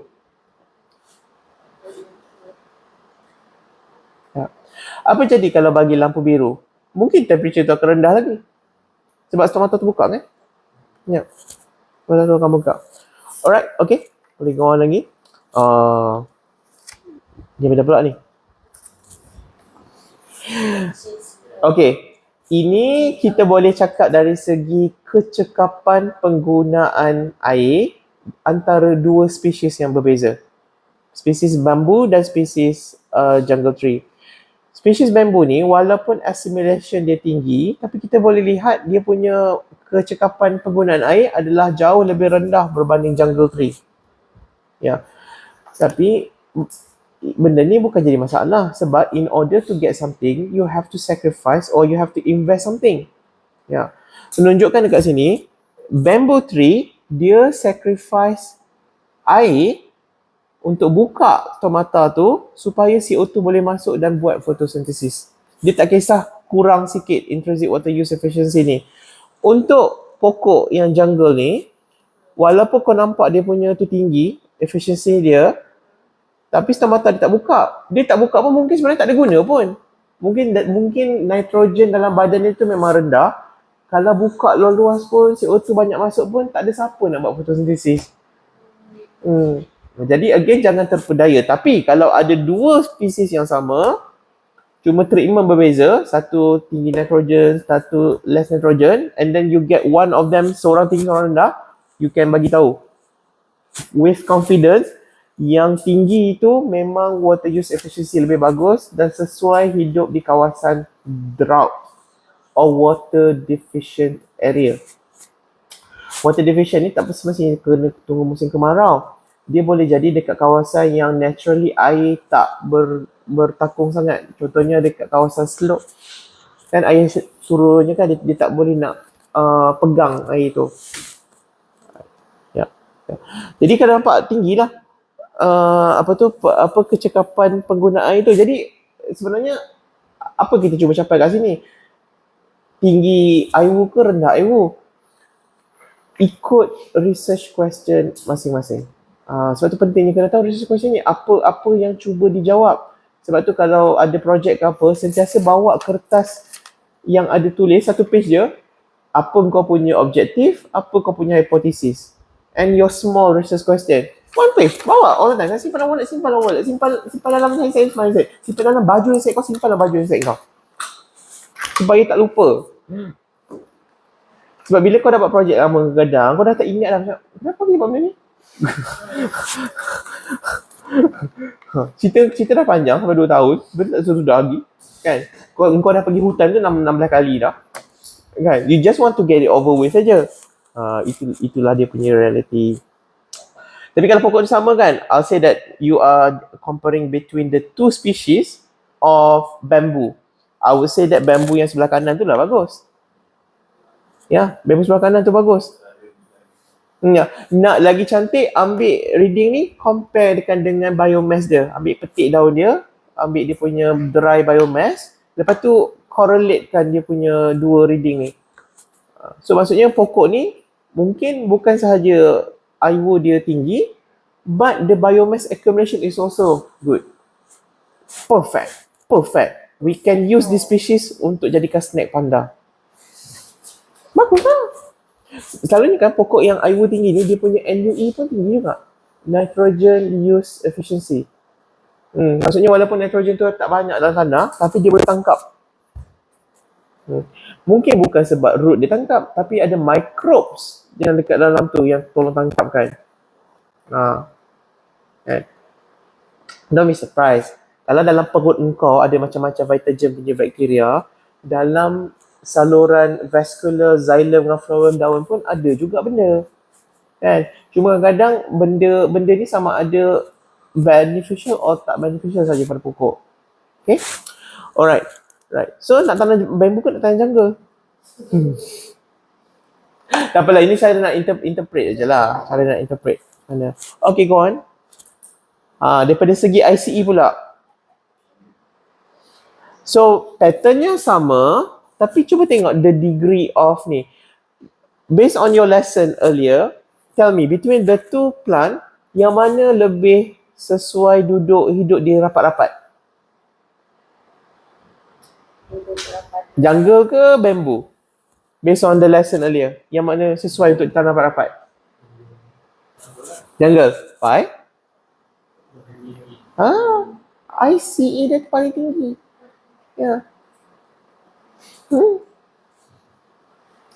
Sebab itu kena ada gambar masa tengah cakap macam ni. Sebab kita boleh buktikan sebenarnya bambu, growth habit dia memang dalam rumpun clump. Okay, itu dah memang sesak. Lepas tu kau nak sesakkan lagi dengan rumpun kedua. Tak boleh lah. Tapi kalau pokok kan singly, seorang-seorang. Maksudnya boleh lagi letak kawan dekat sebelah. Tak mengganggu.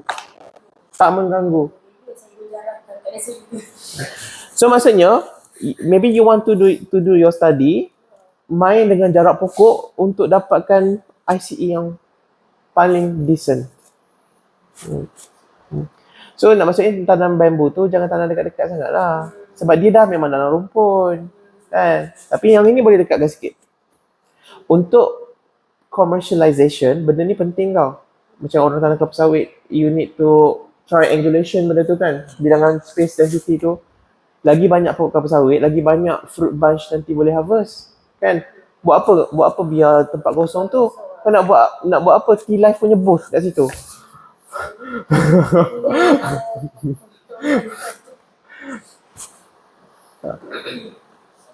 So when you talk about dia punya profitability, not about the plant, it's true. Physiologists, they are interested about the healthy well-being of the plant.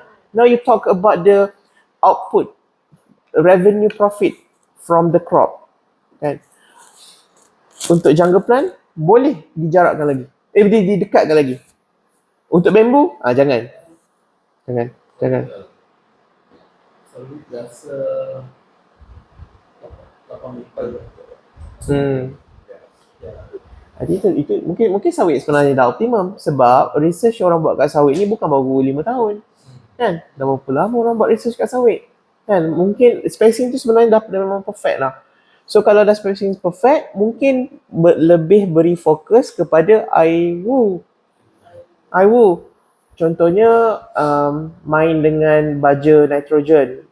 Nitrogen kalau musim hujan mungkin jangan bagi kerap sangat sebab dia volatile kan, ataupun bagi nitrogen dalam bentuk slow release.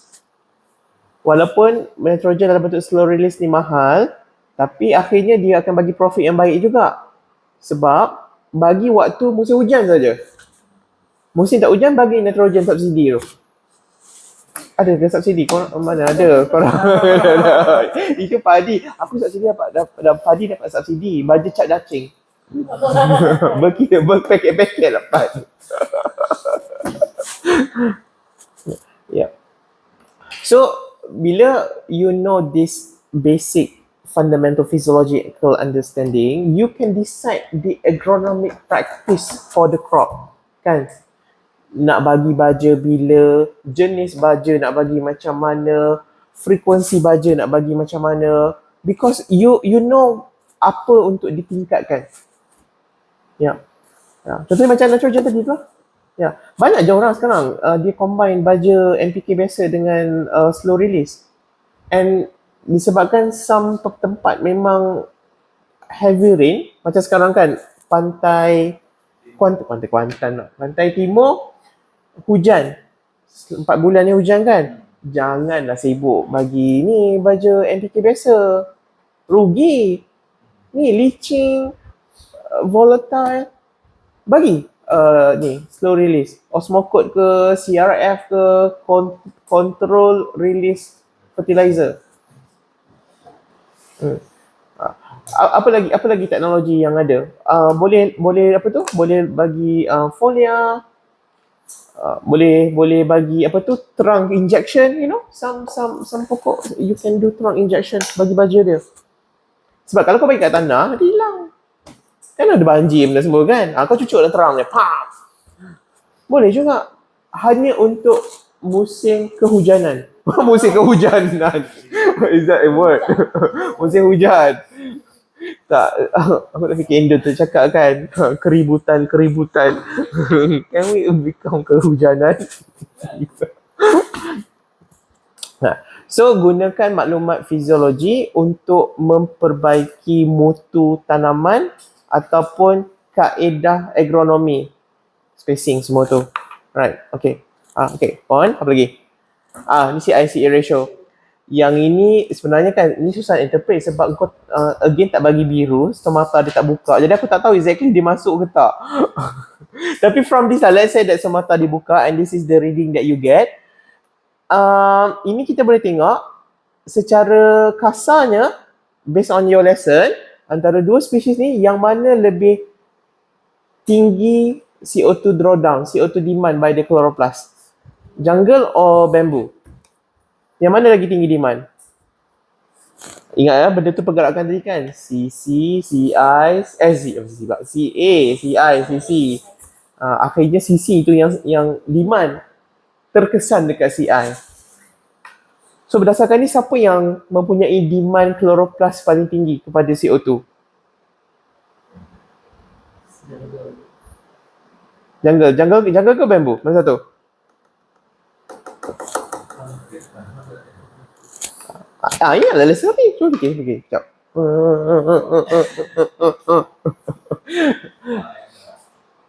Yang mana?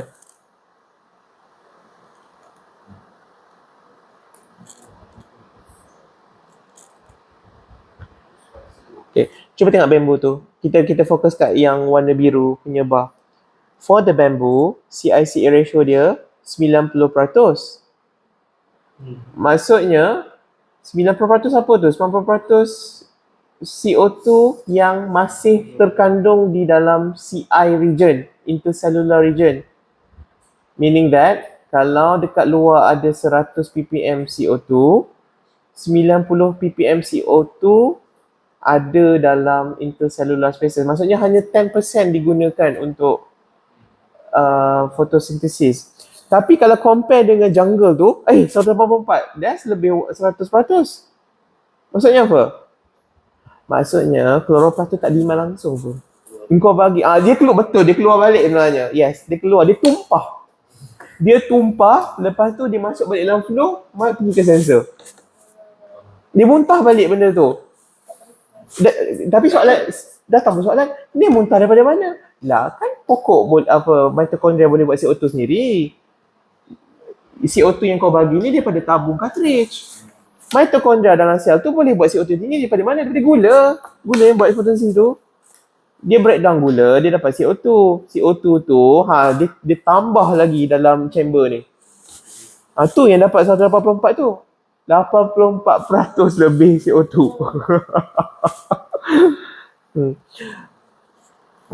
Jadi kalau kita tengok fokus kepada jungle punya bahagian tu, menunjukkan yang J-min tu ada demand CO2 sebenarnya. Dia ada demand CO2 tapi bila tengok data fotosintesis macam tak ada. Rendah kan? Ini menunjukkan CO2 tu hanya dissolve sahaja sebagai liquid tapi tak masuk ke dalam Kelvin cycle photosynthesis. Tak digunakan. Dia dissolve sahaja. CO2 ni sebenarnya bila dia masuk kat daun, dia bukan terus pergi straight kepada Kelvin cycle, tak. Dia ada banyak ni, nanti kita tengok dekat gambar ni. Dia ada banyak resistances, rintangan kehidupan. Setiap rintangan ni dia perlu tempuhi sebelum dia sampai Kelvin cycle. Kadang-kadang bila dia jumpa rintangan tu tak halang dia, tapi rintangan tu menukarkan gas form dia kepada liquid form. Mesin detect tu sebagai telah digunakan, tapi sebenarnya bukan digunakan untuk fotosintesis, digunakan dia ditukar bentuk jadi bentuk liquid. Maksudnya di dalam aliran udara, airflow dia dah tak ada. Memanglah dah tak ada. Sebab dia bukan gas lah. Dia dalam bentuk liquid. Ya. So kalau katalah benda ni optimal benda semua, kita boleh katakan untuk bamboo plant species, pokok yang warna oren tu sebenarnya lebih banyak CO2 drawdown. Tapi bila kita tengok dia punya fotosintesis rendah, menunjukkan pokok ni ada kebolehan untuk menangkap CO2 tapi tidak ada kebolehan untuk menggunakan CO2. Jadi untuk pokok macam ni, kalau nasihatnya adalah mungkin tingkatkan nitrogen. Dia perlu buat lebih banyak protein robisco supaya Kelvin cycle boleh berjalan. Yep. Sebab dia sihat, dia ada kebolehan, Kalau dia tak ada kebolehan untuk masukkan CO2 ke dalam daun, dia takkan tinggal 50%. Ya.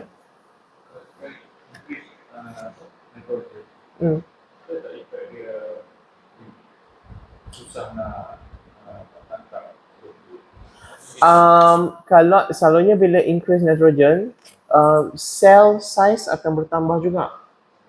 Bila cell size bertambah juga, mungkin yang 53% ni dah tak 53 dah, dia akan naik balik. 53% ni kadang-kadang CO2 tu dah masuk dalam daun kan. Selain dia dissolve dan dia hilang daripada radar, dia juga boleh terkumpul di dalam air spaces di dalam daun. Daun tu kan ada ruang udara, air spaces ni. So CO2 yang LICOR bagi boleh masuk dalam daun, walaupun daun tak guna tapi dia boleh duduk dalam air spaces tu. Dan disebabkan daun ni agak fleksibel, dia boleh mengembung. Dia kembung. Dia macam pau di pam-pam. Dia pula pom. Dia tak pom lah sebab dia ada cell wall. Jadi apa jadi kalau kau bagi nitrogen tambahan? Bila bagi nitrogen tambahan, nombor satu, protein akan banyak dihasilkan. Termasuklah rubisco, iaitu protein yang digunakan untuk carbon fixation.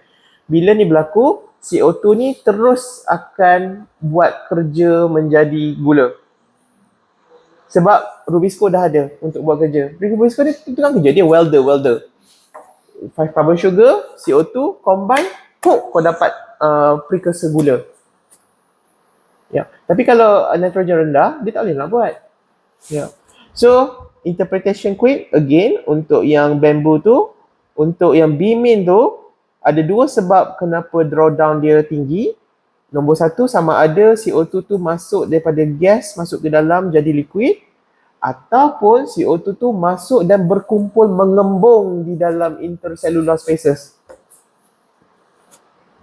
Pokok tu boleh kembung. Especially kalau pokok tu banyak spongy mesophyll. You know spongy mesophyll? Mesophyll ada dua kan? Parasite dengan spongy. Padi tak ada. Dia satu je. Jadi dia tak ada kebolehan ni. Kebolehan ni mungkin pokok-pokok yang banyak. Pokok apa yang banyak spaces lagi? Kangkung? Teratai? Dia ada banyak lubang-lubang rongga-rongga yang boleh dipam-pam-pamkan masuk. Macam padi, if you do the cross section of a rice leaf, dia punya sel tu rapat tau. Dia macam tak ada ruang sangat nak masuk. Yeah. So I think I have not done the cross section for bamboo, but from the look of it, I can tell you kalau kita buat cross section dia, mesti ada banyak ruang kat dalam tu. Mesti ada banyak dalam padi ada lakuna, mesti ada banyak lakuna dalam tu. Lakuna ni lubang kat dalam tu lah. Dia berjaya ambil dulu CO2, dia tak guna lagi. Kalau mungkin sebab dia tak mampu pun, sebab protein nak buat fotosintesis tu tak ada. Kau bagilah nitrogen kat dia. Sebab tu nitrogen dikenali sebagai leaf maker, pembuat daun. As human, do we need nitrogen? Betul tak? Makan daun. Dalam diet manusia, do we need nitrogen? Tak. Perlu ke tak? Perlulah. Kalau tak ada nitrogen, mana datang protein? Nitrogen tu kan backbone asas untuk protein. Nitrogen tu, nitrogenous base dan benda semua tu. Kalau tak ada nitrogen, engkau pun tak ada sebab tak ada DNA.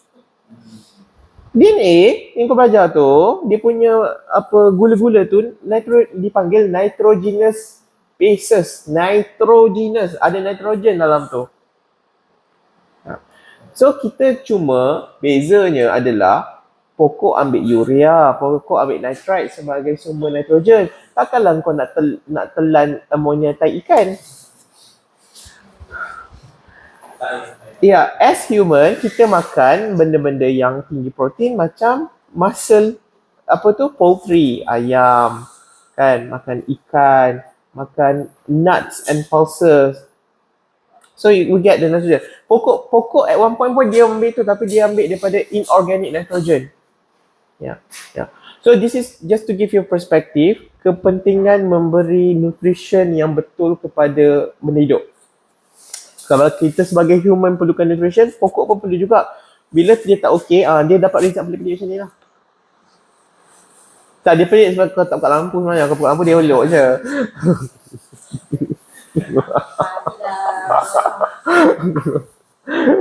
Okay, alright. Okay, go on. Right. Okay, ini adalah the summary of the reading tu lah. Kita boleh tengok between plant ada different. Among the plant species pun ada different antara the highest and the lowest reading for each parameter. Right. Jadi kalau nak katakanlah kita nak buat improvement dari segi water use efficiency, mungkin antara dua species ni siapa yang perlukan bantuan? Bamboo or jungle? Bamboo. Sebab water use efficiency dia agak rendah kan. Macam mana nak capai tu? Mungkin jarakkan sikit ke? Mungkin dia dekat-dekat tu dia berbuat air. Who knows? Okay. Certain pokok kan, dia tak boleh grow dengan orang lain. Dia akan bunuh siapa yang dekat dengan dia. You know? Kalau kau tanam jagung, selalunya tak banyak pokok akan tumbuh situ sebab dia bunuh pokok tu. Allelopathy. Pernah dengar? Allelopathy. Orang hijau allelopathy. Sebab aku tengok dia gembira sangat kan? That's my joy in life. Make students suffer. Allelopathy. So this is a compound yang dikeluarkan oleh pokok untuk membunuh pokok di sekeliling dia. Ada banyak. Kalau pokok hutan, I'm not familiar dengan pokok tropika, but I know satu pokok hutan. Ni walnut. Black walnut. Walnut. Dekat bawah walnut kan ada canopy macam pokok biasa kan. Canopy tu kan luruhkan leaf litter. Dalam kawasan leaf litter itu tak ada pokok lain yang boleh tumbuh. Sebab dalam daun dia tu ada juglans. Tu nama benda tu. Juglans tu. Itu memang toxic compound lah. Membunuh semua tu. Which is bagus lah, tak payah meropot. Tapi masalahnya kau nak tanya walnut kat Seremban tumbuh ke? Carilah equivalent apa kat Malaysia ada apa? I'm not sure lah pokok apa kat Malaysia yang ada ability allelopathic. Masa ni kau boleh tanya semua profesor-profesor banyak nak kasih. Aku bukan buat dendrologi. Kan?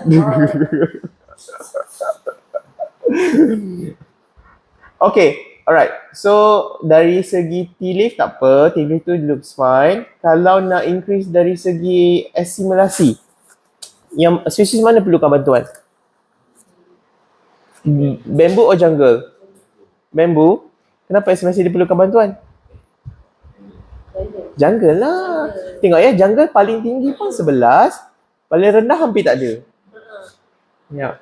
So bila kita dah tahu dia perlukan bantuan assimilasi, masa ni nak kena tahu bantuan dari segi apa tu. Adakah dia kurang asimilasi sebab stomata tak buka sebab kau tak buka lampu? Ataupun disebabkan dia memang kurang cahaya masa hidup sebab kau tak buka juga cap warna merah tu? Ataupun sebab kau lupa siram, ataupun kau tak bagi nitrogen? Mana satu? Nak bagi bantuan nak kena tahu. Kedua di atas. Mungkin yang dua, the top two is the main reason.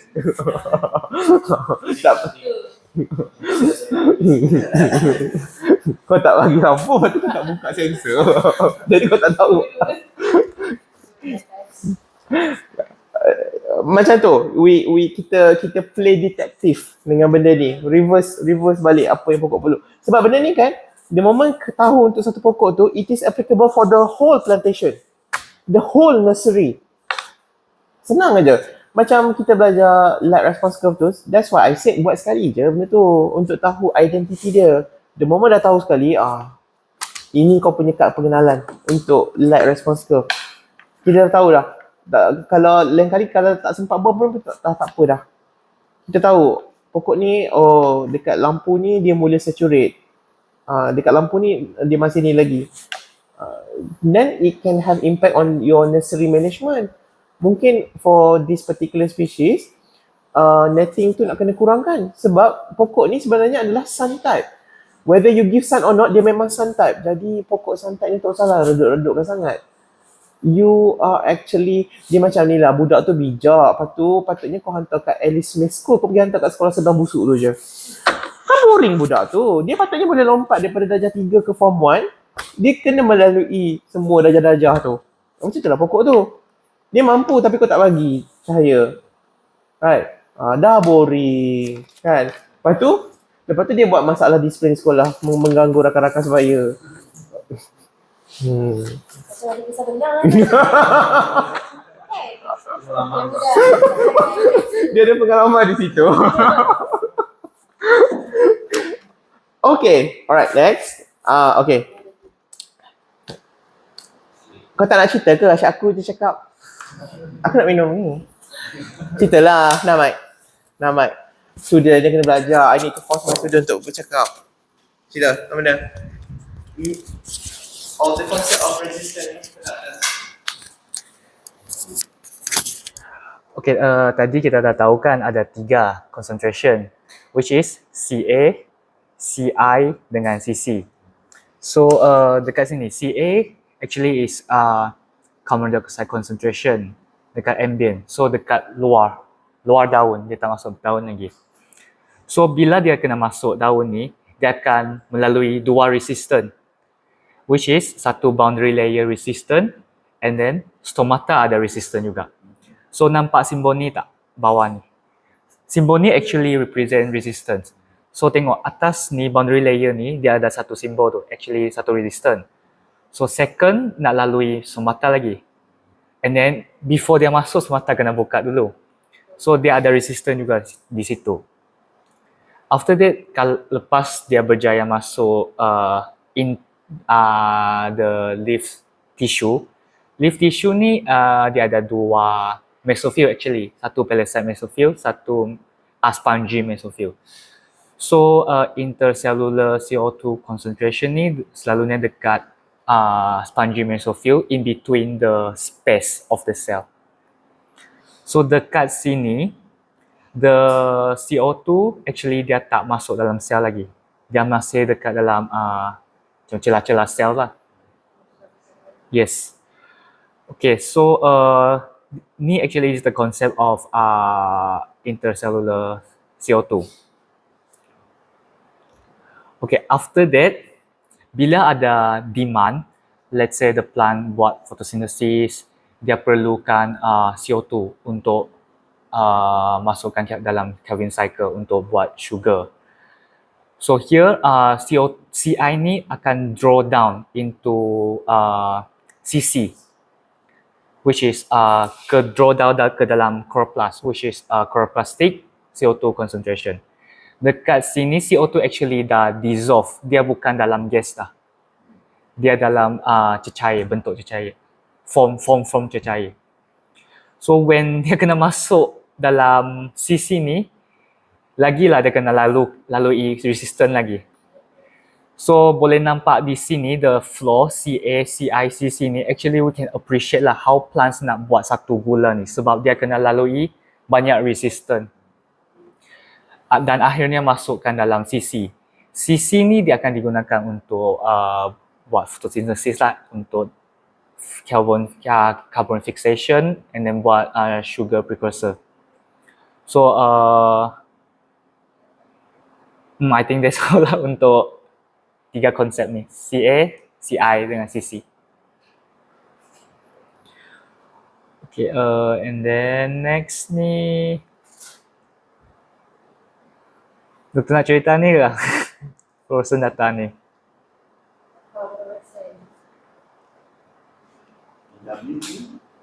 Mana?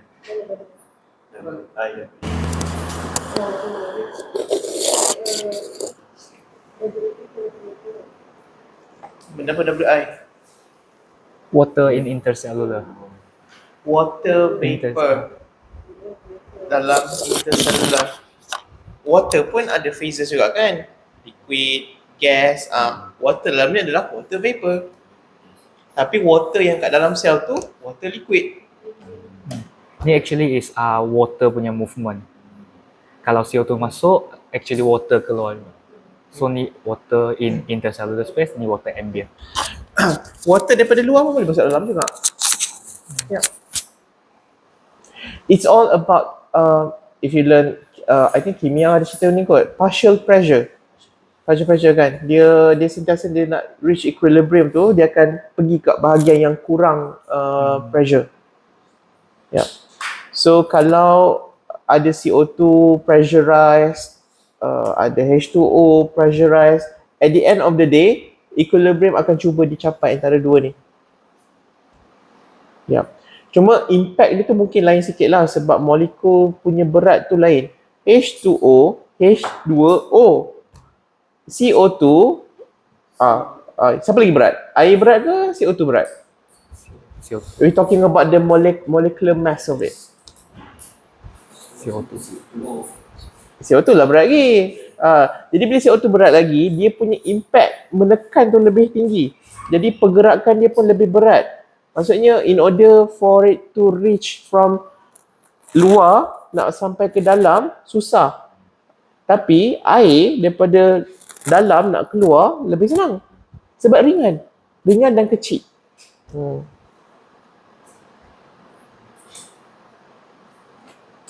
Okeylah, ni soalan exam tadi. Okay. Alright. Dah. Okay, next. Go. Fluorescent. Ni dosa dia. Mana dia hilang? Ni dosa dia lagi sebenarnya. Ni sesi meng-highlight dosa. Mari. Dosa berikutnya.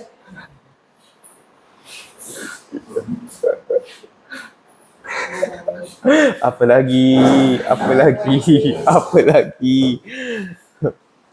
Dosa next dosa. Beritahulah. Loss of fluorescence. Okay, so actually kita ada export. This one yang atas ni adalah data Excel daripada AKA. So semua fluorescence data ni actually kosong. Yang ni saya ambil yang sebelum data saya lah. Tengok kalau you turn on the fluorescence button tu, dekat sini bawah dia dekat tab fluorometry, dia akan keluar reading dekat FLR ni. FLR actually fluorescence lah. So tengok akak punya semua kosong. So actually tak boleh.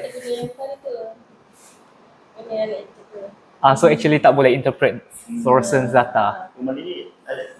Itu pun boleh pakai untuk fluorescence. Dia tak actually, dia bukan yang FVFM saja. FVFM tu dark adapt. Yang fluorescence ni actually dia ada prime tu. So dia in light.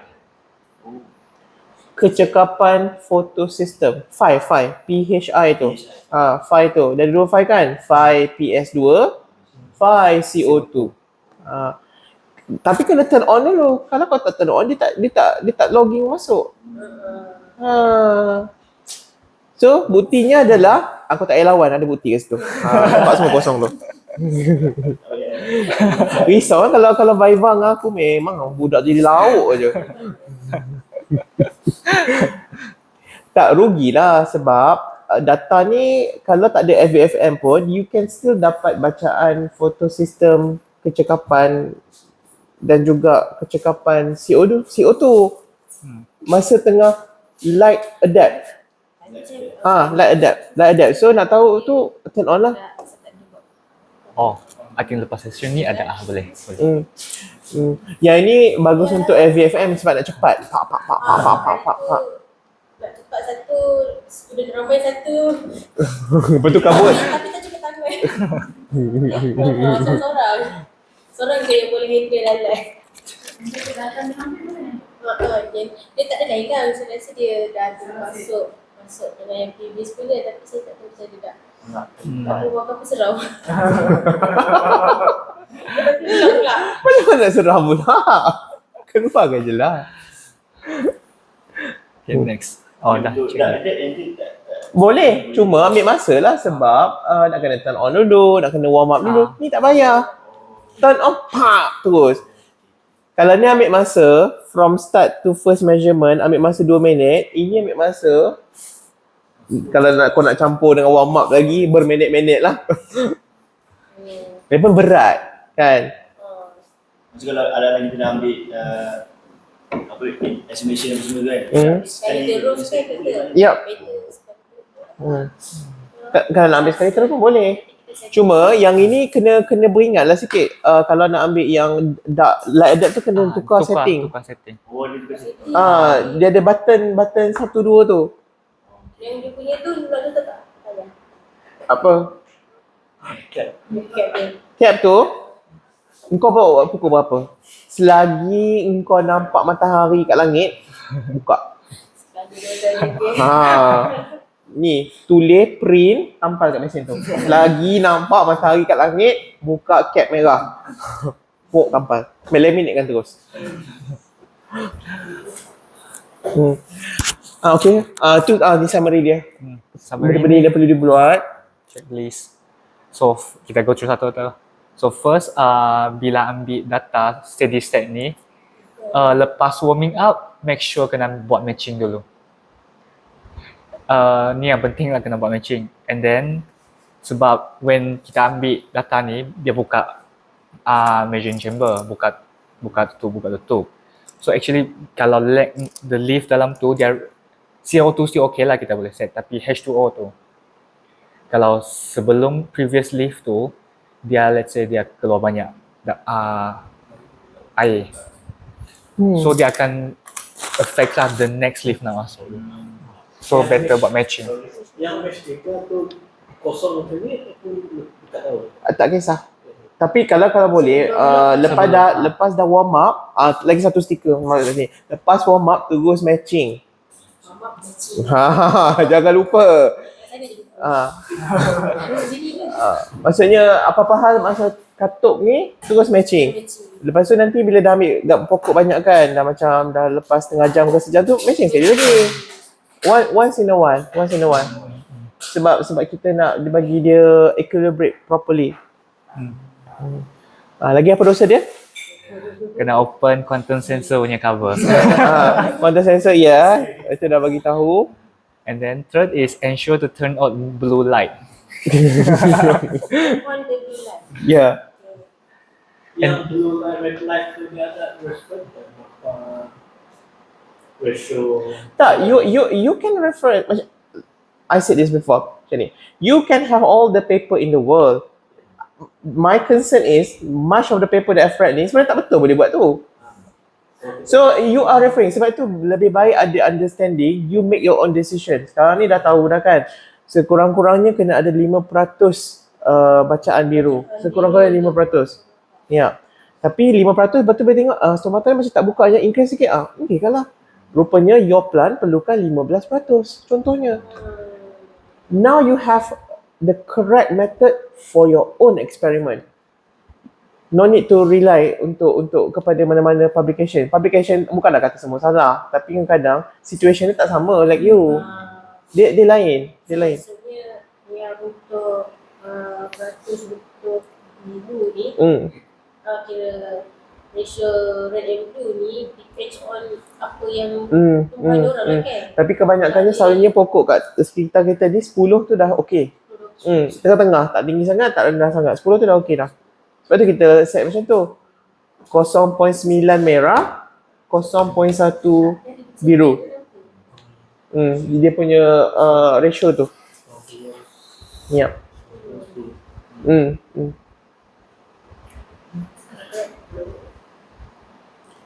Dan kalau nak selamat, ini trik yang ni jugalah.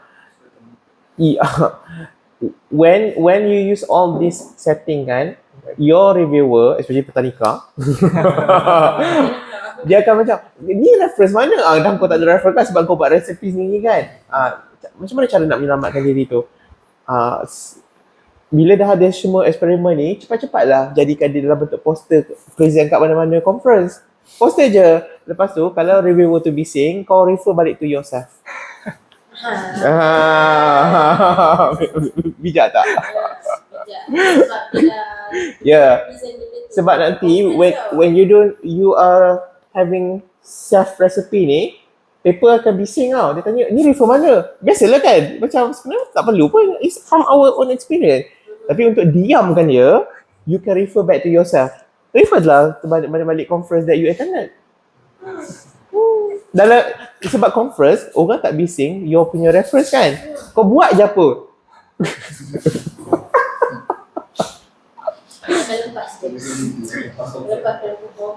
Betul, lepas conference. Maksudnya dah sudah satu kan, cepat-cepat conference. Conference online pun cukup. Yang penting your name is there. Untuk menyelamatkan diri. So nanti kalau reviewer bising sama ada thesis ataupun your actual publication, refer back to yourself. Yourself refer. It works. Teknik kerja aku sentiasa berkesan. Buat aja, lagi tak dosa boleh je. Alright. Mention tu DAT. DAT. Ni. Ini turn on lah. Nanti lambat dia nak ni. Dia nak stabilize. Dia nak stabilize. Dia dekat chamber setup dekat tu. Dia kena pergi kat, aku pun asyik lupa kat mana ni. Pergi kat setup, dalam setup tu ada chamber setup lagi. Pergi tab atas sekali. Lepas tu dia ada drawdown tu kan. Drawdown yang belah kiri tu chamber setup, lepas tu pergi lagi bawah. Salah ke tak turn on DAT ni? Tak, bukan salah, kau lah tak bijak. Benda pun lebih cepat kan, kau nak tunggu situ lama buat apa? Dikurangkan yang fluctuate dia. Ya, dia sebab dia tahu kita buka. Jadi machine ni calculate benda yang kita buka tu. Ya, dia masukkan dalam equation benda tu. Jadi error gas surging dimasuk kira dalam perkiraan. Boleh Daripada hasil tu boleh tahu yang buka-buka tu. Dia tak, dia macam ni. Bagusnya benda ni dalam masa sejam, kalau tak gunakan dia, mungkin boleh ambil dalam 20 daun je. Tapi disebabkan guna boleh ambil 50 daun. Cepat. Dia dipercepatkan. Baru betul dipanggil survey measurement. Survey. Kau pergi survey kan, pergi tepi jalan kat supermarket tu kan. Adakah kau tunggu situ ikut amoy tu balik rumah nak dapatkan survey tu? You just want to get it over with kan? Macam ni lah juga. You just want to get it over with sebab ni, tekan di 80. Dah, diam. Okay. And then turn on to fluorescent. Supaya kau ada data tu. Rugilah. Beli, kau tak nak dia orang ni beli setengah juta benda ni. Saya tahu dalam tu ada fluorescent, cuma tak ingat pula dah belum. So kita guna setting yang previous. Ke terus pergi tengok ni setting ni daripada nombor 1 tu, can go through, terus pergi kat machine supaya boleh dalam kepala nak tekan CO2 sample tu nak tukar kat mana. Okay. Oh, kaki aku kebas. Kita balik ke setting atas Boleh je. Buat. Dulu pukul 3 pagi.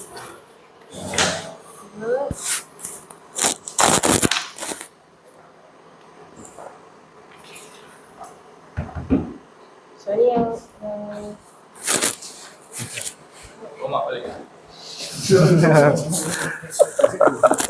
So sekarang nak set Dah apa nak cerita.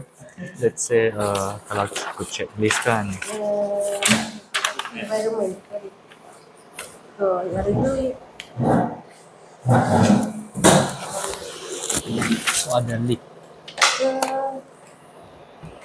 Kena Ini jangan selalu keluar tau. Ni ada ni. Tapi kita orang tak detect Kenapa? ada leakage. leakage. Cuba buka balik. Clock pun Takkan Vaseline bukan ada daun pun. Cuba blow, tengok kat CO2 sample. Betul ke leakage?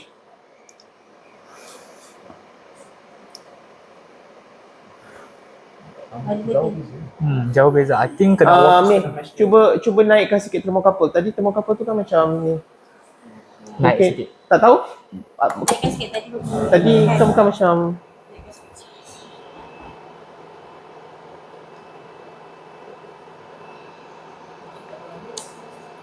Ke Tuhan. I think kena sebab measure. pernah jadi thermocouple ni bocor keluar kat situ. Warm up balik. Tapi the R dengan S jauh beza banyak.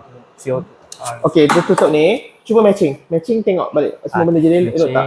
Jangan lupa matching ni. Stiker tu tetap kena buat juga. Tapi betul stiker. Apa tu stiker tu?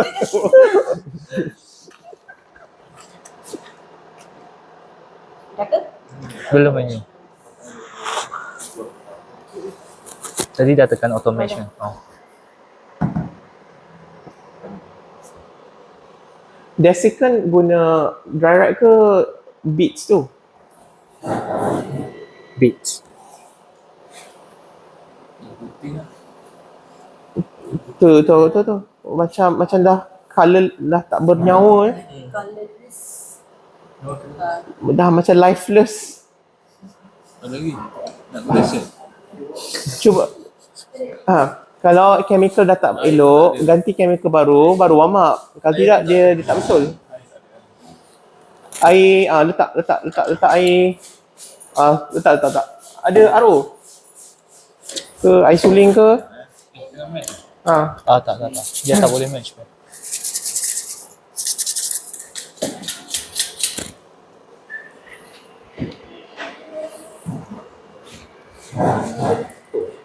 Kalau dia ada indikator apa. Ini kalau macam ni sebenarnya kalau aku tukar dah. Sebab dia dah separuh satu line dah boleh jadi. Nampak? Satu line kan? Baik tukar je. Ni pun baik tukar je. Korang kan kalau nampak purple macam ni, baik tukar je. Ini maksudnya dia dah exhausted lah ni. Yang purple tak banyak. Dia sebenarnya kan susah dia purple lah. Kalau purple tu maksudnya dah gila-gila lah orang guna dia. Oh. Ni kena tukar tu dulu. Yang lain tu dia mungkin dah saturate, cuma warna tak berubah lagi. Dia baik tukar. Start afresh. Saya ingatkan nanti kalau macam pukul dah banyak Tukar je, bukan mahal pun benda ni. Kan kau nak jeopardise dengan bacaan kau. Lepas tu pelik lah, nampak buruk lah apalah. Ni air mineral. Susah tak benda ni purple? Kalau jadi purple tu maksudnya kau dah buat baca reading lebih 100 pokok apa? Air AO. Ni AO ke? Ni AO.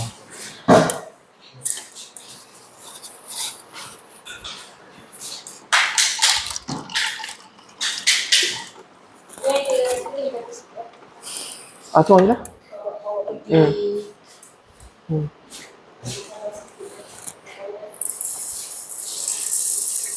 Oh, itu tumpah.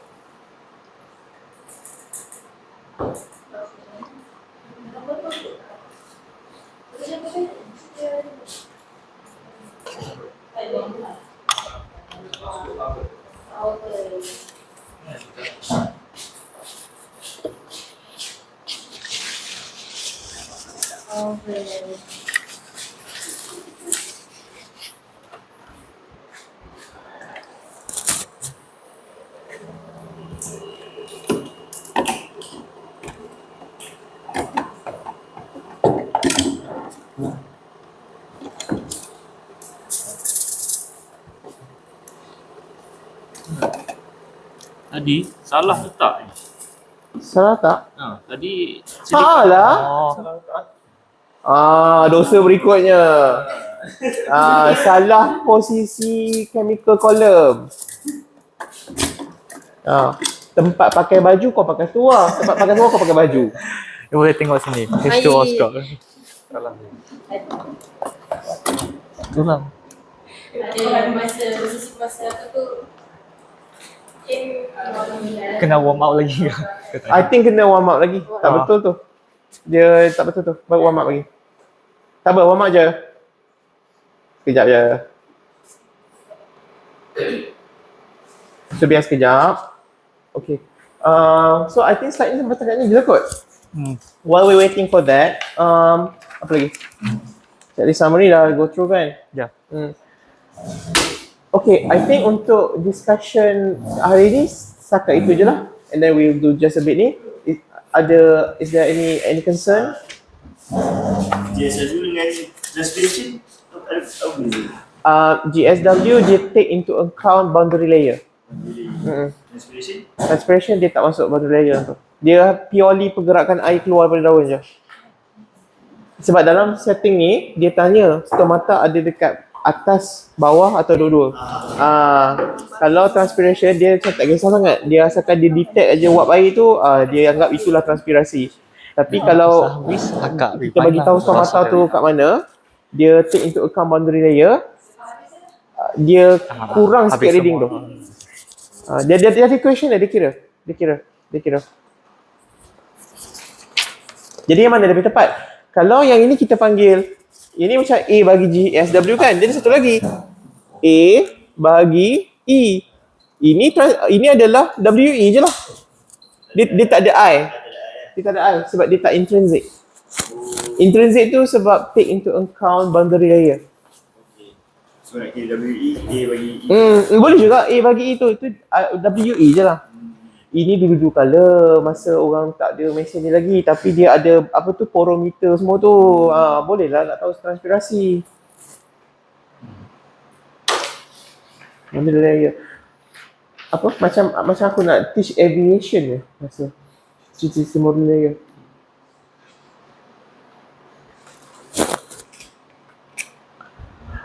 Apa cerita benda ni? Okey. Ke tak ada cerita yang keluar pun? Ini kalau masalah kan, kau yang masalah.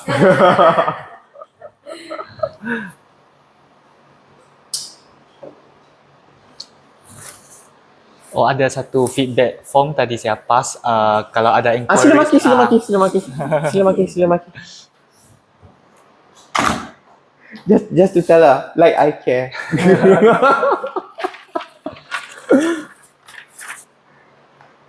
So ada apa lagi concern ke regarding whatever is today? I know dia macam kena bomb macam banyak benda ni. Sebenarnya kalau dalam belajar fizio pun dia spread it over. Tapi well, this is all the time yang kita ada kan. Tapi the concept itu je lah. Tak kira spesies apa, namanya tumbuhan di planet bumi. Inilah cerita dia.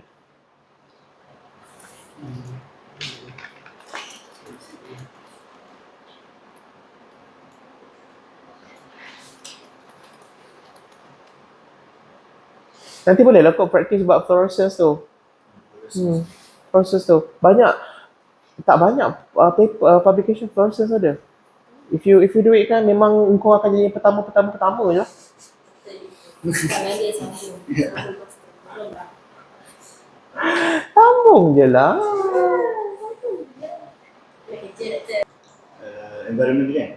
Bahagian temperature kan? Aha. Itu dia set untuk apa? Temperature tu ada 3. T exchange, T lift dengan T air. Kita set kan T air. Kita nak udara angin yang sampai kepada daun tu consistent. Sebab T air tu macam air ni lah. So dia akan effect T lift tak? Mesti lah. Sebab kalau T air tu tinggi, selalunya T lift ni pun akan tinggi juga sikit. Dia macam ni. Kalau TN kau 30, selalunya T lift tu akan kurang 2-3 darjah sebab transpirasi. Ya. Cuma kalau terlalu tinggi sangat T air tu, stomata tak nak buka, dia degil. Sebab dia detect benda tu sebagai drought sensing dan dia akan trigger ABA, abscisic acid untuk release. Abscisic acid bila dia dah bergelumang dalam pokok, stomata akan mula tutup. Pak. So kalau nak selamat dulu masa 6400 yang versi lama, kita set T block. T block tu T exchange lah. Control benda tu. Tapi sekarang ni kalau nak guna T air pun boleh juga. Lebih tepat sebenarnya guna T air tu.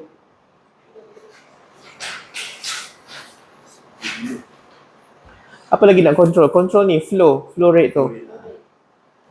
Kalau guna rendah sangat, bacaan tepat tapi kau kena tunggu lama. Kalau guna laju sangat, by laju maksud aku lebih 700 dan ke atas, bacaan engkau cepat dapat tapi kurang tepat. Dia ada apa tu, give and take kat situ. Tapi kalau kau macam you deal dengan macam pokok padi kan, I can use fast setting 800 micromole flow sebab padi responsif pagi-pagi. So buat apa tunggu lama kan, cepat lah. Macam dalam masa 2 jam tu kan settle 70 pokok. Tu sebab aku ada. Kalau harapkan dia ni je.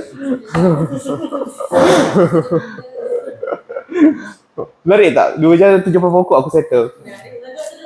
Settle kerja aku. Apa? Pressure bomb, Pressure kan? Pressure tahu. Bila dah certain pressure dia dah keluar. Dia keluar sap dia. Nak relate data pressure pump tu dengan data air. Ni nanti lepas warm up baru next. Dia agak tricky kat situ sebab air ni dia melibatkan carbon. So should be pressure bomb tu purely ni I air. think sebelum tu dah Itu air je. Yang ni queue out ni. Dia lebih kepada ni. yang tadi saya Morphology anatomi daun tu. Yes. Ya. Tapi tengok juga orang tu nak cerita apa. Kadang-kadang kan dia sibuk kata nak tu sebab dia dah terbaca paper, lepas tu terpengaruh. Lepas tu otak dia dah fixated benda tu je lah. Padahal kan bila kau tahu kau nak bagi tahu, aku tahu kau nak apa, banyak lagi cara boleh pusing untuk sampai ke situ. Dia itu masalah researcher ni tau. Dia bila dah terbaca paper, otak dia dah tak nak belok dah jadi rigid. Dia nak juga macam memang buat. Boleh. Itu rujukan. Engkau buat macam mana yang kesesuaian research kau. I think sekarang boleh kot. lepas tu Macam je kan kalau dia nak relate dengan about water use efficiency. environment. Ni tak boleh lagi sebab environment tak Boleh, boleh. tapi Sebab dia tengah work dia out. kena combine lagi satu data, kena ambil Tapi mass tambah tu nanti boleh mass lah. daun tu. Boleh lah, boleh. Mass daun dan juga guna dry Dekat mass fluorometry ni, yang itu, dan So, lebih setting. baik lagi kalau boleh hantar pergi lab untuk determine isotop carbon dia. Carbon isotop, carbon kan ada 14 dan 13 kan. Jadi kalau kita tengok ratio ni, kita boleh tahu sama ada daun tu berproduktiviti tinggi atau tak dalam carbon actually fixation. ni Kau buka tak gunakan nak LICOR tengok untuk ambient tahu tu berapa, carbon and then kita set assimilation. based on the Kau ambient gunakan tu. isotop untuk tahu. Sebab pokok yang Dia dah setting stomata dia buka semua ni, sebab fluorescence dia Carbon yang lah, dalam carbon. ni, dalam ni dia tak. 14 carbon, So kita carbon kena set 13 dalam dia rendah. ni punya. Carbon 13 dia rendah, carbon 12 dia ni tinggi. dengan light scan yang ni kan Boleh, dia kan. boleh gunakan. Yang luar ni tak. Aku tengok nanti Dia sesuatu dalam, dulu ada ke tak. kita set dalam. Tapi aku ada lah Nanti buat boleh benda tu. try log and then try export data, tengok ada ke tak keluar. Sebab saya tengok macam dah buka ni, dah turn on.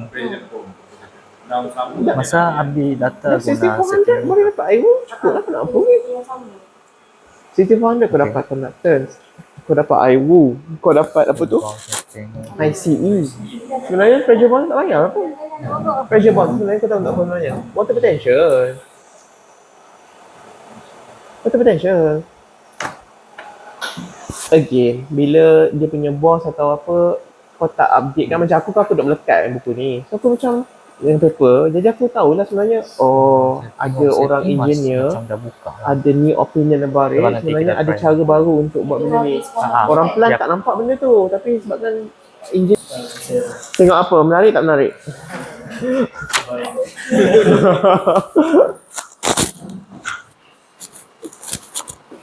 Kerja aku ataupun macam tak ada. Pas saman macam monsoon time ke, dia macam tu jadi. Ya. So bila some agronomist nampak benda ni, dia boleh tahu dah